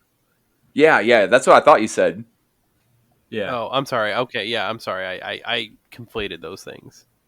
Make no mistake, there were people doing overhead cam stuff in the 30s, but it was like, it was a like high-end race sort of thing. I've seen 30s motorcycles that were retrofitted to have overhead cams. People knew that made more sense. It just wasn't something feasible to put into production at that point. Gotcha. Yeah, and I think Tatra did go to overhead cams eventually. I forget when, but they kept making some similar cars up until the 80s that were rear-engine air-cooled V8s.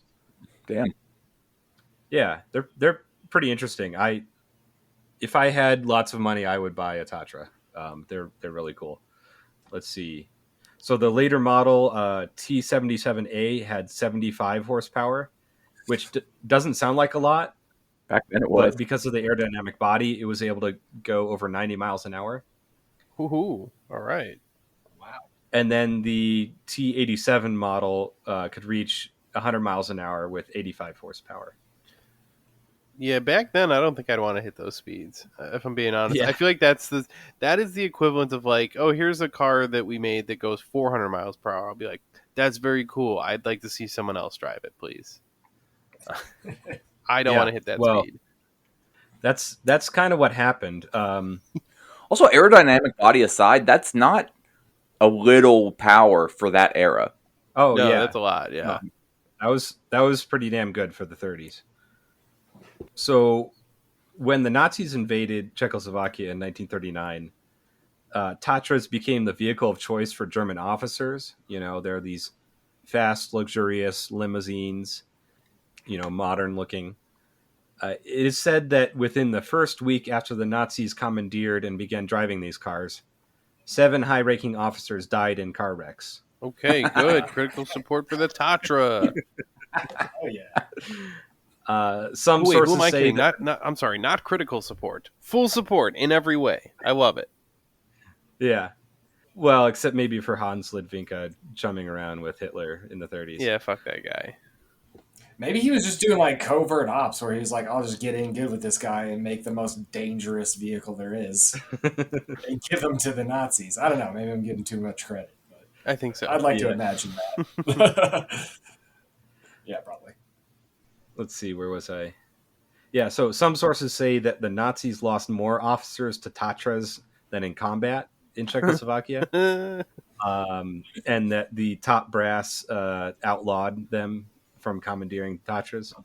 But that's a little bit of an apocryphal story. Like, I haven't found that like solidly backed up, but I want to believe. I want to believe, yeah. Oh yeah. Fascists can't drive for shit. What was I going to say? So after the war, there were lots of compact European cars that used the similar rear engine design with swing axles because it was cheap, it's efficient, it's good for packaging. You can have a better interior volume with a smaller car. So you saw this on like Fiats, Renaults, and of course Volkswagen. And a lot of these small European cars went into the American market in the 1950s. And GM saw an opportunity in the small car segment. So they're like, hey, maybe we should make our own rear engine swing axle car with an air-cooled Boxster engine. So Enter they decided, Corvair. Exactly. Oh, enter the okay. Corvair. Of course, unlike the Volkswagen, they decided to have 6 cylinders, so it had enough power for Americans. Very cool. I support this. Americans were right about that. So was this like There is no replacement. was this like a direct response to like European cars? Because I've always thought of the Corvair as such like a weird anomaly.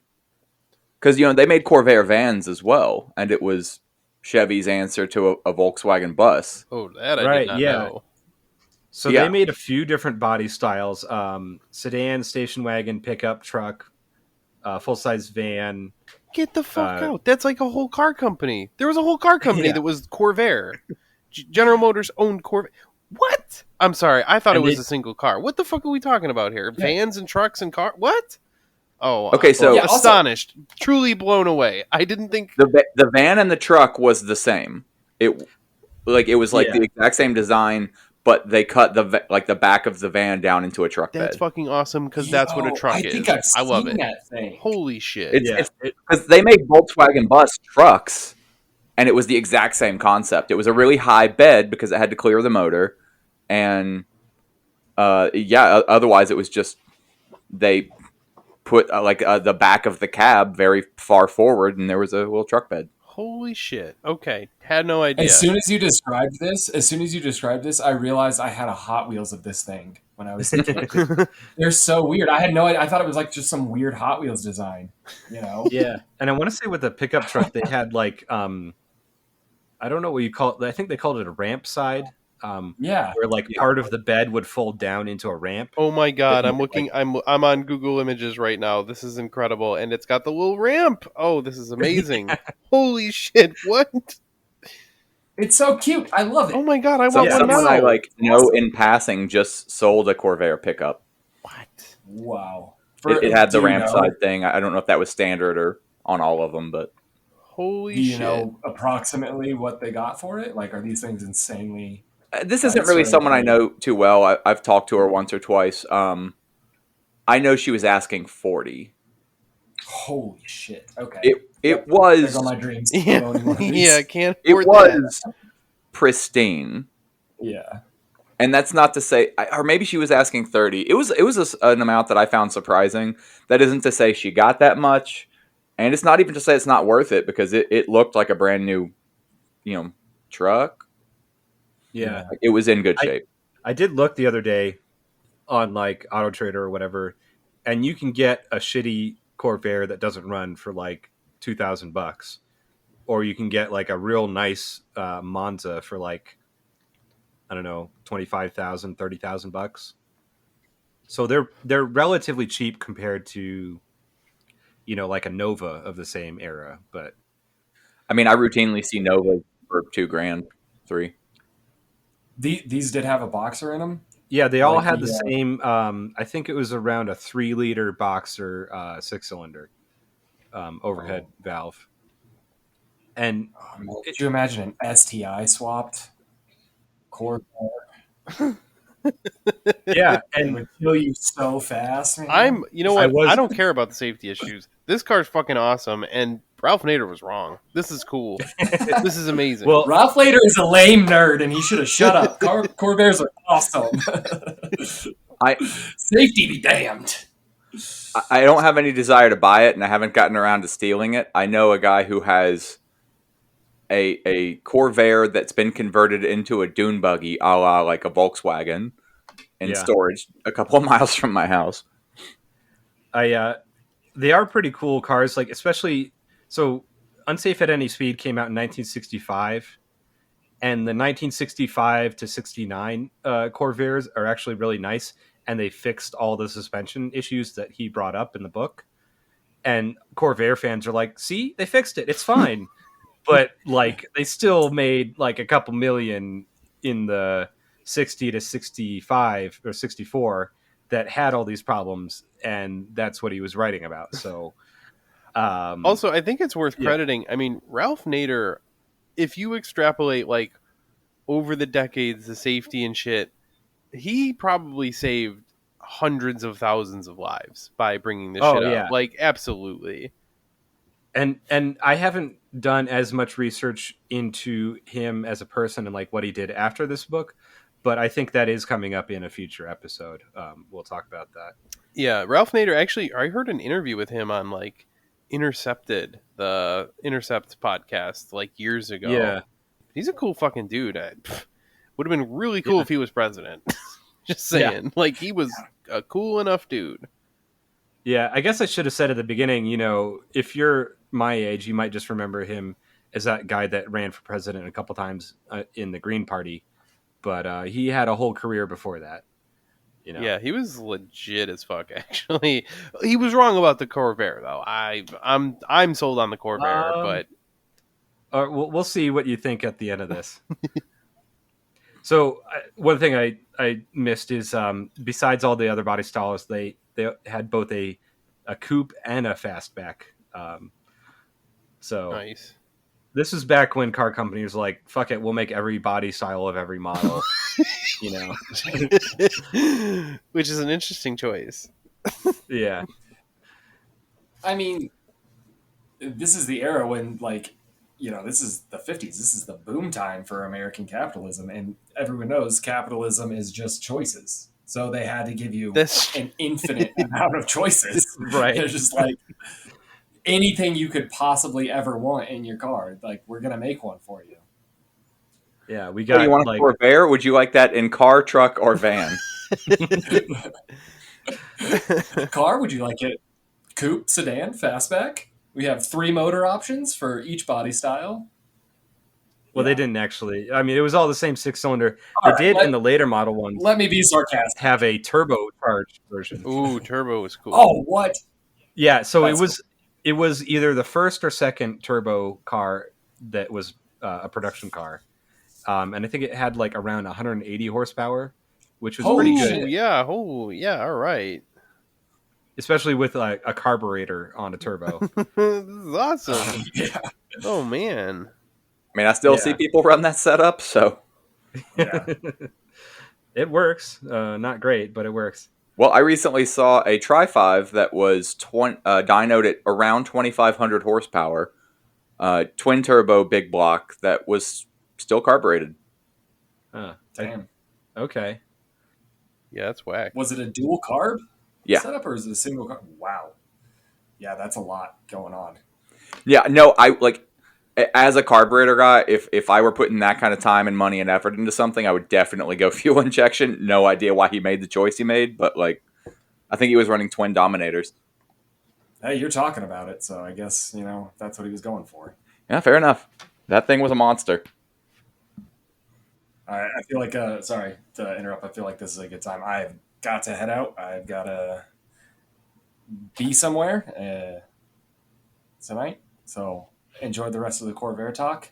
I look forward to the next one. I will. I'll see you guys on the next one. All right, we'll see you soon. Yeah, thanks for joining us, man. Yeah, absolutely. Later, guys. Later. Ooh, I forget what the other thing is called, but normally it goes turbocharger into the carburetor, but these are not that. That one's called a blow-through carb. This is they're draw-through. Draw-through, okay. Yeah.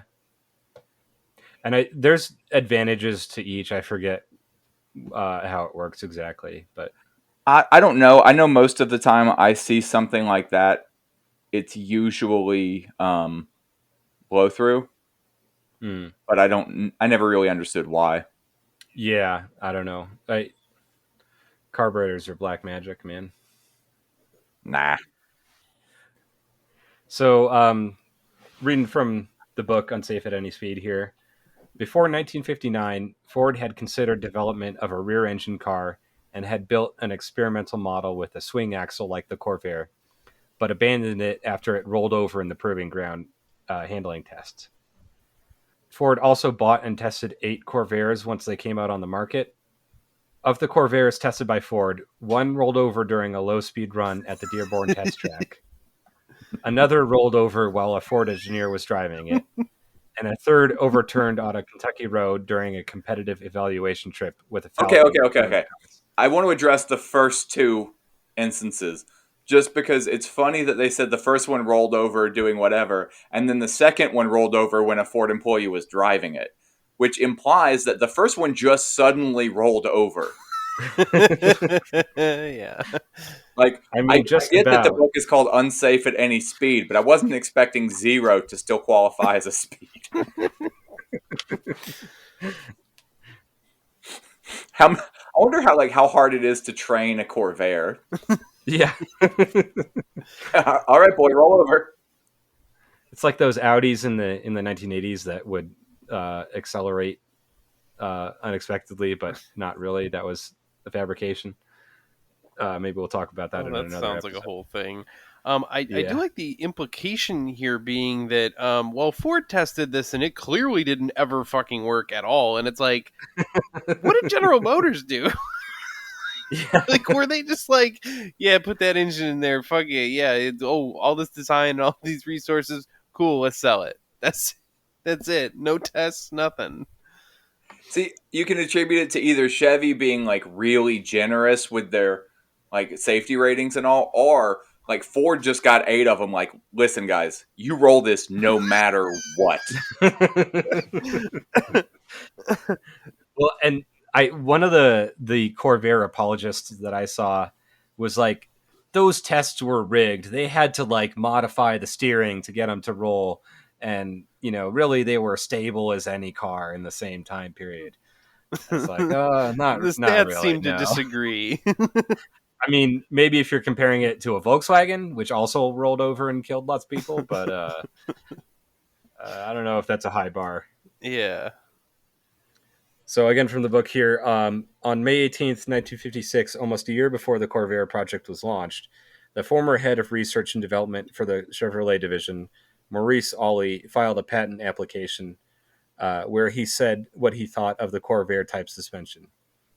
Quote, the ordinary swing axle, under severe lateral forces produced by cornering, tends to lift the rear end of the vehicle so that both wheels assume severe positive camber positions to such an extent that the vehicle not only oversteers, but actually tends to roll over. In addition, the effect is nonlinear and increases suddenly in a severe turn, thus presenting potentially dangerous vehicle handling characteristics. Ollie's judgment was Is there a ignored. but? Wait, how could that? No. Wait, why was that on the patent application? So he quit working at Chevrolet and made a patent application for something else, and that had to do with suspension. And this is just what he said about the Corvair. Damn, So I have never quit that fucking good. Not ever. This. Cheers to this man. Unbelievable. Yeah. Truly a great way to quit. at least that's my understanding of this reading. It's in the public record. I mean, Jesus. Yeah. All right. So he wrote that in 1956 while, even before it was under development fully. Nice. And they totally ignored what he said. So in GM's own pre-production testing, the usual instability inherent with the rear engine and swing axles made themselves known to GM engineers. They attempted to solve this with a front anti-sway bar and limit straps to limit the suspension travel. But this was shot down by executives because it would cause too much road noise, and because it would add $4 to the cost of each car. Oh my god! I'm sorry.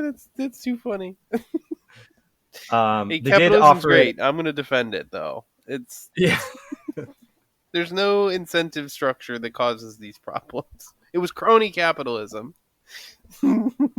Sorry. Okay. Anyway, $4. Yeah, I mean that was a lot in the 1950s. Yeah, I know. I'm pretty sure it was like $20. Jesus. So they did offer this suspension upgrade as an option, but they didn't really advertise it much. But for everyone else, the advice was to inflate the rear tires to 26 psi and the fronts to 15. And they put this advice in the last page of the driver's manual. After the index or the acknowledgments or whatever they put in there. And according to the standards of the Tire and Rim Association, these recommended pressures caused the front tires to become overloaded whenever there were 2 or more passengers in the car. So you might get a blowout if you have some passengers in there. So again, from the book, a Washington, D.C. dealer advised with assurance, carry 24 pounds in the front tires and 26 pounds in the rear. The owner's manual was wrong, he said, and concluded with the aside, cars are like women. They're all different. So cool. Real nice 1960s misogyny in there also. Actually, I feel like saying that women are all different is less misogynistic than average in the 60s, because I think that mostly those people would be like, women are all the same. Yeah, I don't know. I feel like it's a weird. It's a really misogynistic way to not be misogynistic, if that makes any sense. It's like you were trying to be misogynistic. I don't know if you hit the mark exactly, but you were trying. Well, I'm drawing, in this particular instance, I'm going to have more issue with his assertion that all cars are different. Like, no, dude, you have a manufacturing process. You should be making pretty similar cars. Yeah, it's just a weird thing to say, one way or the other. I feel like it was guess. just a way to bring up, hey, we bash women too. Hey, the women, right? Terrible. I think that was like part of comedy back then. I would have too. also accepted women are like cars. I don't understand them. Yeah. By the way, I just as an aside, I'm really glad that all humor is not just women, right? Because for a long time that was all of the comedy you could get. Yeah, I hate my wife. Isn't that funny? Yeah. I mean, I guess it is now. That's so ridiculous. Take my wife, please. Let's see. One engineer, his recommended course of action requires a constant attention by the operator, with which proper vehicle design should have rendered wholly unnecessary. Kind of like Tesla autopilot. Yeah. Our prolonged experiments indicate that pressure should be increased until the tires begin to lose adhesion, then reduced slightly. A trial and error process, since production units are fitted with at least 3 brands of tires, each differing slightly from the other, plus the fact that loading and any suspension changes make significant differences. I feel like they're selling a Corvair and a year subscription to a race team, right? Like, what? I mean, yeah, he's basically like, I don't know, you figure it out. Go to the track and test all the tires at every possible air pressure, and then dyno test. It's like, what? These are people buying this to go buy groceries and shit, and go buy a refrigerator, which was a whole new fucking thing back in the day. I mean, come on. Oh, this is crazy. Yeah. This is outrageous. And like, I don't know how much of this had to do with just tires being shitty in that time. Like, maybe if you had modern tires on an old Corvair, it would be fine. But I'm not gonna say that for sure. I bet though, if you had good tires and you lowered it, like really fucking lowered it, I feel like a Corvair could be pretty great. Well, then you'd have a lot of camber if you lowered it. I'm okay with that. I mean, that's the life I live. I choose that. I choose to be cambered like an asshole. So at the launch of the Corvair, as these problems cropped up, there were a few aftermarket devices that were, advertised to fix this. And one of them was called the EMPI camber compensator, which is just a great name. Basically, it was a transverse leaf spring that connected the rear wheels to the middle of the transaxle, and it acted sort of as a sway bar to keep the rear end moving in one piece. Okay. Kind of like what I talked about. A lot of people do the same thing for Volkswagens too. Yeah, that makes sense. Pretty solid. Let's see. One writer said the Corvair owner has more choices than a bull elk in mating season. Okay, then. Yeah, which another interesting thing to write. Did people just know a lot more about bull elk back then? Because I don't get it. I don't know. Some other things that people wrote in like auto journals. The car can be a handful if the driver doesn't understand its peculiarities. The rear weight bias and independent springing together give the car rather unsettling properties at higher speeds. Take cornering, for example. The rear starts to swing outward. The rear tires dig in, but the shift in weight places them at rather odd angles relative to the pavement. These angles are great enough to increase steering force, and suddenly the car is negotiating a tighter curve than intended. The phenomenon of oversteer has intruded into the scene. Not great. Another problem with the Corvair is extreme sensitivity to crosswinds. If a sudden gust hits the car, it causes the rear to sway rather severely. Ooh, yeah, that sounds real dangerous. Yeah. That sounds bad. And Tatra's tried to help this with having like a tail fin, which I don't know if that helped or hurt. I would think that would hurt because cool. it's usually the side winds that catch you. Yeah.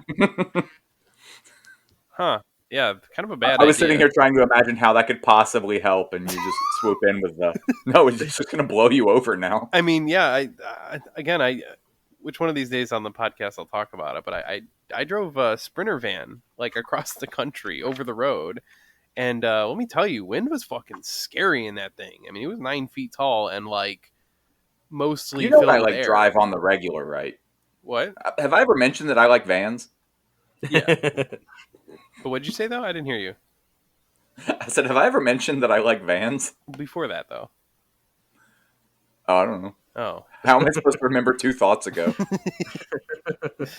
Yeah. So I mean, but like, yeah, you drive a van, you know, those side winds will fuck you up. So It's fucking real. yeah, it's scary. So if the Corvair was especially bad, yeah, I'm against it now. I've definitely gone the other way. No more Corvair support from me. I was secretly anti-Corvair this whole time because I think they're ugly. That's fair. They are weird looking for sure. I do kind of like the fastback Monzas, the later model ones. Those look cool, I think. I even think that the Corvair van is the ugliest van ever made. Look, Yeah, it's not ugly, great. but it's very cool and looks very super utilitarian. I love it. The little ramp I and will stuff. say that the only Corvair I genuinely like is their Lakewood station wagon. That thing is beautiful. And also listed as the most dangerous in terms of rollover. Yeah, because it's got all that more weight. In the back. Higher center of gravity and more weight in the back. Yeah. That's why I love it. Anything that might kill me immediately has my heart. Oh shit, that Corvair fastback does look fucking sweet. I'm kind of oof. Maybe I'm back on the Corvair train. That's fucking cool. Oh yeah. I mean, I would totally drive like. I mean, I'm sure they're like $60,000, but like a turbo Monza fastback from like Yeah, I'd roll 67 or whatever. I'd roll them dice. I think it would be I want worth to it. get one of the Lakewood station wagons and LS swap it. Ooh, also very all cool. these problems. I mean, that might actually weigh less than the stock engine. I'm not sure if you got an aluminum one. Ooh, I mean, I don't know because even an aluminum one still weighs several hundred pounds. Like, yeah, I mean, probably not. I mean, the Corvair engine, it had iron cylinders, and the rest was aluminum. So I think they're pretty light. Yeah, it's probably fairly light. I've literally watched somebody pull a Volkswagen like flat 4 out of the back without like tools. Yeah, they're like 150 pounds or something like that. Yeah, I mean, like the guy wasn't having a good time, but he did it. Yeah, He pulled the motor on with his car parked on the sidewalk. Oh, I miss Philly. Let's see, where was I? So in 1961, GM President John F. Gordon gave a speech before the National Safety Congress entitled Safeguarding Safety Progress, in which he declared that the traffic safety field has in recent years been particularly beset by self-styled experts with radical and ill-conceived proposals. Like the general thesis of... Sorry, what? I was just going to say like seatbelts and stuff like that. Basic shit. Oh, I mean, I'll get into that more in future episodes, but he goes on. The general thesis of these amateur engineers is that cars should be made virtually foolproof and crash-proof. This is the only practical route to Fucking greater asshole. safety, and that the federal regulation of vehicle design is needed. This thesis, of course, is wholly unrealistic. We need 50 different regulations from every goddamn state because that's better than federal regulation. Right. And that's kind of what it was. I'll go on in future chapters. Like, it was kind of the Wild West back in the 50s and 60s.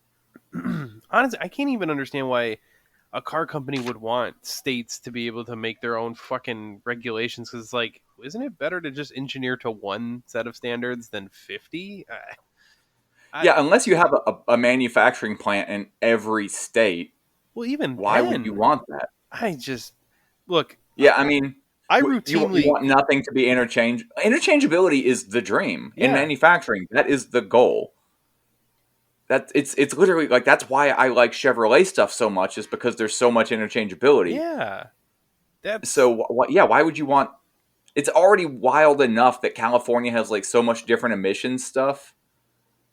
And like Yeah. I've accidentally like bought parts on eBay that were used and came from California and did like I was like I don't know what the fuck I'm looking at because there's like extra weird air vents in these carburetors and shit weird. Yeah, because they have to like run different emission stuff even Yeah. Like, I got a motorcycle carburetor that I had to plug up a bunch of vents that were just machined into this otherwise regular carburetor. Huh. Like, why would I want that? Yeah, I Why feel would like anyone want that? a lot of businesses and like capitalists are not actually very smart. Like, I want that to be like a recurring theme. Is like these capitalists are not smarter than you or I. They really are not. They are dumb and they advocate against their own interests often because they're stupid and they've had everything handed to them. So it seems like a good example of like exactly that. I don't know. Yeah. Oh, so I'm gonna read a little bit longer passage here, and content warning. This involves a bodily injury. I mean, if we're doing So content warnings, we should have done that before I did, like, explained what I worked on this week. yeah, this one's a little worse. So Mrs. Rose Pierini did not read about Mr. Gordon's complaints. Mr. Gordon, the GM president. She was learning to adjust to the loss of her left arm, which was severed 2 months earlier when the 1961 Chevrolet Corvair she was driving turned over on its top just beyond the San Marcos overpass on Hollister Street in Santa Barbara, California. Exactly 34 months later, in the same city, General Motors decided to pay Mrs. Peroni $70,000 rather than continue a trial which for 3 days threatened to expose on the public record one of the greatest acts of industrial irresponsibility in the present century. Mrs. Perini's experience with a Corvair going unexpectedly and suddenly out of control was not unique. There were simply too many Corvairs with such inclinations for her case to be singular. What was distinctive about the accident was the attempt to find the cause of it on the basis of investigation, instead of resorting to the customary automatic placing of blame on the driver. That's good. As described by a California Highway Patrol officer, John Bortolozzo, Bortolozzo, who witnessed the flip over while motoring in the opposite direction, the Pierini vehicle was traveling about 35 miles per hour in a 35 mile per hour zone in the right lane headed towards Goleta. He saw the car move towards the right side of the road near the shoulder, and then all of a sudden the vehicle made a sharp cut to the left and swerved over. Bortolozzo testified at the trial that he rushed over to the wreck and saw an arm with a wedding band and a wristwatch lying on the ground. Ooh. Two other men came over quickly and began to help Mrs. Pierini out of the vehicle while trying to stop the torrent of blood gushing from the stump of her arm. She was very calm, observed Bortolozzo, only saying that something went wrong with my steering. After helping Mrs. Pierini to the ambulance, the officer made a check of the vehicle while it was on its top. He noticed that the left rear tire was deflated because of an air out, and this basically means it broke the bead of the tire and all the air came out of the tire. Yes, that's bad. Looking at the road, he noticed some gouge marks made by the metal rim of the left rear tire. He gave his opinion at the trial that the distinctive design features of the Corvair caused it to go out of control and flip over, as had other Corvairs in accidents he had investigated. It was during the cross-examination of Officer Bortolozzo by defense lawyers that General Motors decided to settle the case. So basically, like, they decide, there's more to this, of course, but they decided, we don't want all this evidence to come out, so we're just going to settle. Yeah, they settled for a reason. It was not because they were winning, so yeah. So they also tried to delay a lot of lawsuits. Delay can do many things when a large corporation is doing battle with an injured person. The corporation can hang on much longer. Furthermore, the offending Corvairs, primarily 1960 to 1963 models, can only diminish in number with each passing month. The cause of their collisions and waywardness can continue to go undetected by victims, next of kin, accident investigators, and lawyers. Wow, that's dark. Jesus. Yeah. So they were just like, this problem will take care of itself as these cars flip over. Oh and my kill God, people. these motherfuckers. There's less of them on the road. Jesus Christ. So let me skip ahead here a little bit. I tried to put this in a little bit more of a linear order than Nader does, because I mean this is a pretty dense book. It's got a lot of information in it. Um, let's see. Okay, so in 1964 they revised the suspension setup, and a transverse leaf spring in the rear and a front anti-sway bar were included as standard equipment for 1964 models. The leaf spring served much the same function as the EMPI camber compensator and substantially reduced the tuck under hazard. The 65 Corvair came out with a more fundamental change in the form of a link type suspension with dual control arms. These improvements represented new company policy, but not engineering innovations. They drew on well-developed knowledge that went back to GM's empirical work during the 30s and extended to the experimental rear-engine race car developed after World War II by Chevrolet's key suspension engineer, Zora Arkus-Duntoff. And basically what they did for a 65 and onward is they used the suspension design from Corvette. So it's a type of double wishbone suspension with a transverse leaf spring that's a lot more stable than and doesn't have the camber changes that a swing axle does. And in that Imager link I have at the top of the chat, it's got some diagrams at the bottom, if you scroll all the way down, of the suspension design. In addition, there were 2 lateral stabilizer rods mounted in the rear ahead of the lower link. Other changes in the front suspension assembly, steering, and tire tread had the handling problem in mind. All were changes that automotive engineers of the 1930s would have seen the need for. So these were not new problems. Okay, so in 1961, they decided to relocate the spare tire from the front trunk area to the engine compartment. That looks so fucking goofy. Yeah, and so basically they wanted to have more cargo area in the front, but it seems like that's going to cause even more of an issue with the weight in the rear. Yeah, so it added weight to the rear. It also would kind of cook the spare tire. Yeah. So it would like dry rot the tire a lot quicker. Nice. Yeah, I saw a picture, and it's definitely sitting just like right on top of the motor. Like it's off center, but it is right there. Oh, and this passage is one of the ones I was telling you guys about that a lot of car guys, boomers, hated Nader for this kind of attitude. When it serves their promotional interests, the automobile manufacturers show great concern about the most infrequently occurring situations. A continuing illustration is the elaborate defenses which they make for producing vehicles with up to 400 horsepower and a speed capability reaching 150 miles an hour. Is such power and speed hazardous? Not at all, claim the companies, for they provide an important margin of safety in emergency conditions. Apparently, emergency conditions include speeds of up to and over 100 miles an hour. So this is like the anti-fun police kind of claim against Nader, that he was just being a spoilsport. Well, dude, that is valid, though. Yeah, this was his liberal tendencies. His liberal tendencies.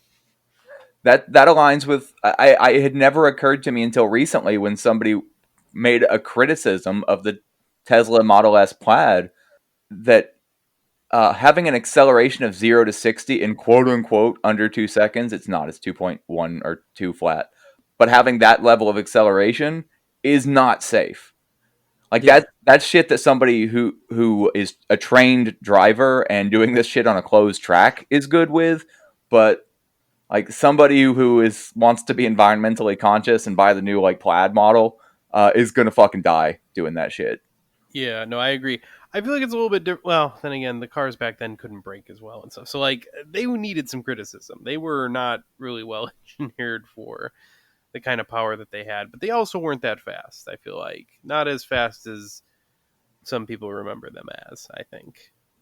Right. And a lot of the cars in this era had like 4-wheel drum brakes and bias ply tires. Yeah, that was the problem to me. Yeah. Yeah, I mean, some of the more popular muscle cars that we think of, you're still talking about from the factory unmodified quarter mile times of like 14 plus seconds. Yeah, that's what I mean. A lot of people think they were like super fast. I'm like, that's pretty normal for your average car nowadays. Like, is what the fastest Yeah. cars back then.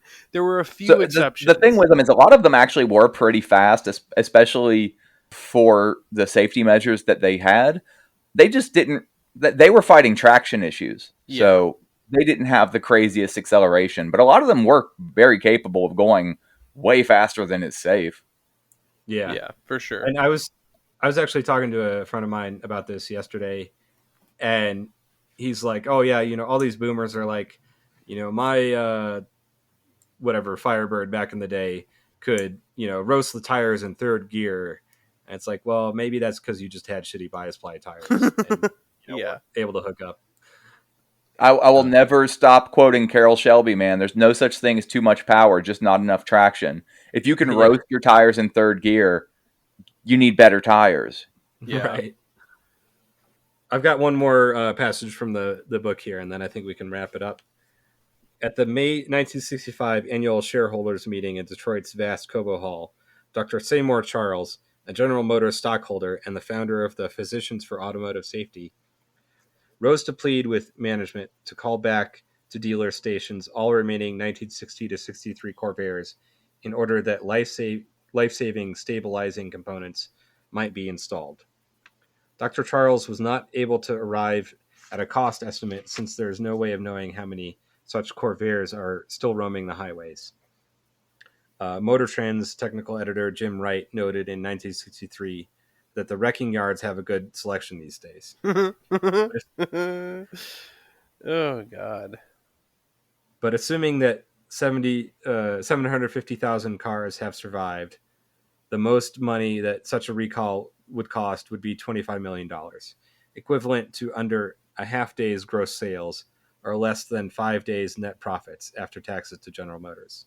Guillotines is the only fucking solution. Oh my God. Bastards. I saw something online recently, and it has completely turned me off of the guillotine. Yeah? Yeah, we have wood chippers now. Oh yeah. Yeah, that's true. What was I going to say? This sum would include instructing owners far more clearly than by placing a note in the little red and often lost owner's manual about the importance of tire pressure differentials and about the meaning of oversteer in terms of driver response. So, yeah, that would have been nice, maybe. Yeah. But as we'll learn as we go through this book, GM and the car industry in general did not give two shits about the safety of their customers. They cared about selling shiny new cars every year, and after it's out the door of the dealership, who fucking cares? Yeah, you already spent the money. Yeah. So that's all I've got for today on this. Anything else before we wrap up here? Any thoughts? that was interesting for sure. There's what a way to open the book. The Corvair does sound like it was a disaster. And it was cool-ish. I've learned a few things, but also it sounds like a fucking death trap. And pretty much everything back then was, as far as my understanding. So yeah. So this is the book that I have is the 1972 edition. I got it from the library. Apparently it's kind of hard to find it for sale for a reasonable amount of money. But this has like some additions and like a foreword that in the early 70s, they did an investigation into the Corvair, and they found it wasn't any more dangerous than other similar cars like the Volkswagen Beetle. But again, that's not a high bar. yeah, I was about to say, it's like, well, yeah, every car that was similar in design was also fucking badly designed. Like, Yeah. that's okay. Yeah, that makes sense. And GM, like I said, knew about all these problems and they knew the potential solutions, and they just did nothing. Well, yeah, it might cost a little bit more on the bottom line. Yeah. And that's really the point of this book, I think, is not that the Corvair was inherently unsafe, but like the original design was unsafe and they could have made it better and they didn't. Yeah, his thesis of pretty much the whole book is like, yo, you could easily make this shit more safe if you gave half a fuck. And it's clearly the fact that you don't give a fuck that's why. And like I said, I forget his name, that Hungarian inventor came up with like crumple zones and collapsible steering columns in the 30s. There were people developing like airbags in the 1950s. Like there were, Volvo had seat belts before any American car company did. They could have done all these things, but they didn't. Yeah. Capitalism wins again, I guess. Yeah. And then, of course, naturally, the defenders of capitalism will look back and say, oh, see, look, they fixed all these problems because capitalism breeds innovation. It's like, no, they had to be forced by, lawsuits and government regulation to do all this stuff. Yeah. They just conveniently forget all of that. So, yeah, I think that's about it. Connor, you want to plug the social media and we'll get out of here? Yeah. You can come follow us for memes and such, and also for voting on Zach's Wheels soon, which may have already happened by the time you listen to this, but we'll see. Anyway, you can follow us at Instagram and Facebook and Twitter as well.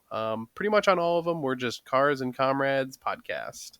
So if you look that up, you should find us in all of those places. And then I think we also do have a Hexbear account, which is the old Chapo chat, and a Reddit account even, I think. Yeah, and we do have an email, carsandcomrades@gmail.com.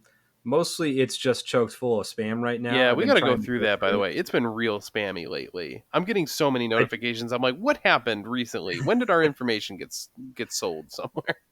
And they're all addressed to someone named Tammy. I don't know how that happened. Great. Yeah, so you can email us all kinds of stuff.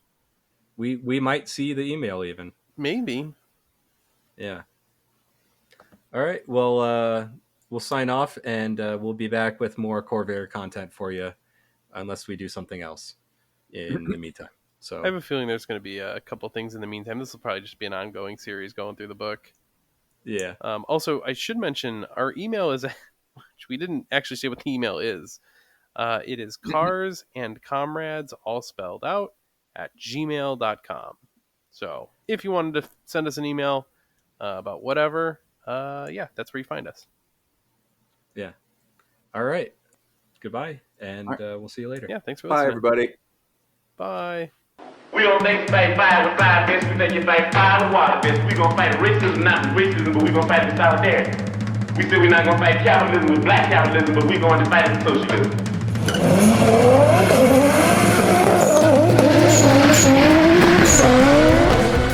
Amazingly, or not so amazingly, Cuba's crime rate is one of the lowest in the entire hemispheres. Oddly enough, it seems that when people have their basic human needs met, they're less likely to commit crimes. My calculations are correct. When this baby hits 88 miles per hour, you're gonna see some serious shit.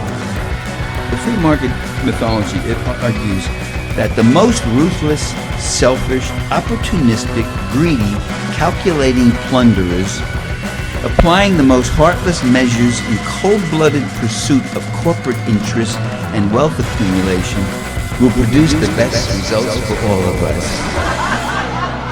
Through something called the invisible hand. What are you smiling about? Dude, I almost had you.